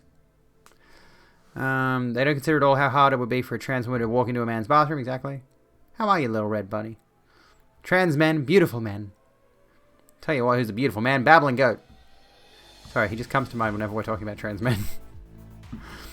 The closest trans man in my life is what I will say. I don't know many trans men. I should remedy that. Have a friend who came out to me as a trans man, never would have thought he was trans. Well, there you go. I mean, I was the same. I was the inverse. Like, when I came out as trans, everyone was like, wait, what? Just found me unrecommended. Oh, awesome. Trans men argument is good because in the end, it really just highlights the whole issue about the lack of trans mask visibility in the first place. Exactly. Like, I like bringing trans men into the trans discussion. Because a lot of the time, and this is illustrated by the question we got earlier, is like, are there more MTF than FTM? And it's like, no, I dare say the numbers are about the same, but because the trans debate, the transgender issue, hinges so heavily on trans women, most people don't even realize trans men exist. You know, so it's important to bring trans men into this discussion. Pretty sure my family is going to go, that makes a lot of sense when I come out. I hope they're accepting. I hope your family's cool. I'll say that. Big love to you. Okay. Trans men and the bisexuality of gender identity. Fuck is that? That's rough but true. Fuck. Some women in gym/pool change rooms used to sometimes talk loudly after looking right at me about how lesbian women shouldn't be allowed to use the women's... There are children here. Because I only had hair down to my chin, I didn't mention that I was bi, but also had a penis. What the fuck's the deal with lesbian? Like, that's it, isn't it? It's just like all of these bigotries just intersect. Transphobia. Oh, trans women shouldn't be allowed in the restrooms. Those same people, lesbians shouldn't be allowed in the restrooms. Like, there was a big thing back when homophobia was all the rage. That lesbians were going to be barging into women's restrooms and raping women. The big butch burly lesbians. It's all the same bigotries over and over again. Get a new spiel, for God's sake. There's my cat. They're just generally hateful people, yeah. It's all just stacks on top of each other. It's a layer cake of hatred. You're waiting until you have a stable income in case you need to move out. Exactly, yes. I wish you all the best. I am honestly... I have to concede my absolute privilege here. I'm so glad my family and social circle are accepting. I'm incredibly fortunate in that regard. I lucked out big time. You're envy because I'm still like about saying I'm trans-masc because I can't transition, but I do look like Gerard Way. I will say, well, there you go. There you go. It always seems to be about protecting silently white girls. Yeah, exactly. It's about protecting a pristine image of what a woman is. They want to define women in a very specific, narrow stereotype. Do you recall? I can't remember who it was. But back during the days of racially segregated bathrooms, there were men's toilets, women's toilets, and blacks' toilets, right? And there was a black woman who like protested against that by saying, "What am I, not a woman?" Or words to that effect. I can't remember the specifics, but essentially the same thing. Those spaces were reserved for certain members of society who were given the luxury of gender. You know, through a massive fit about what about the women? Yeah, exactly. I'd have to find it. I should really like read up on this stuff and keep abreast of it. But also, I'm on painkillers because my foot is sore, so I'm not at 100% capacity today. Forgive me. White cishet girls to me makes me think virginal innocence is what they care about, which also goes down to controlling said women. Well, yes, exactly. And this is what ain't I a woman? That's it. Ain't I a woman? That's the phrase. Bedtime for Abby soon. It's past midnight. It's bedtime for Abby soon. I am distinctly just donated to the coffee. Oh, thank you, buddy. Let me see. It doesn't come up. I don't have like an alert for coffee. So if it goes through Streamlabs, it comes up. But if it goes through coffee, it doesn't come up. So that number won't actually go up at all until a little bit later when I adjust it. Thank you so kindly. I appreciate it. Excuse me. Yeah, the sole of my foot is sore, and I was a dumb fuck. So I decided today when I was going for my walk, which is usually about 10,000 steps. I actually ended up hitting 10,000 steps, but halfway through my walk, and I decided today would be a great day after experiencing some foot pain yesterday already. I'm gonna start doing some jogging, HIIT kind of thing. You know, I'll jog for a bit, then I'll stop, and I'll walk, let my heart rate cool down, then I'll jog again, and then I ended up halfway along my usual walking route, and I had to stop, and I was in pain. Now I'm doing rice. Take care of yourself, people. Don't be an idiot like me. But yeah, I was stupid. I do want to get back into HIIT though once my feet are both in good shape, because I want to do hopefully sprinting and walking, not just jogging. I want to do some sprints if I can. But yeah, thank you for the head pats. HIIT is high intensity interval training. So doing, I'll try to stop hurting myself. But basically, you know, you go hard and heavy for a short burst of time, then you chill out a bit, and then you go hard and heavy again, and you just do that constantly. I don't know if I'd be able to do it for a full hour, though. That would be a bit rough. Schizo training, it might be referred to as that, I don't know. Anyway, ankle is sprained. Oh no. Oh. I'm worried, like, my mother decided to regale to me this story about how my auntie went out one day with a twisted ankle or something. And she was going out to buy a block of chocolate and fell over in the front yard and broke her leg. I'm like, did you need to tell me this story? I don't want a broken leg. They thought people of color would contaminate the toilet seats with their germs. A lot of old disgusting racist propaganda. There's always excuses. There's always justifications and whatever. And yes, please keep this to English only. I can't speak any other language. Or nor read it. Stopped interval training, but stopped after your back got too sore. Yeah. You gotta take care of yourself. And I should have learned this by now, but I haven't. But yeah, it's achy at the moment, but I think it's okay. Head. Yeah, I'm pretty okay right now, but I am a little bit like, oof. I'm just tired. There's still soreness, but I'm mostly just tired. Because yeah, I've been on and off painkillers all day. I started the day with ibuprofen, then paracetamol, then ibuprofen again later on today. Oh, it's taking the wind out of my sails, I think. And don't use different language to be gross. According to Google Translate, are you a girl or a boy fucking son? What's fucking son? Person just said the N-word in Russian. Oh, God. Wow. It's like, congratulations? Well, like, that's such a pussy move.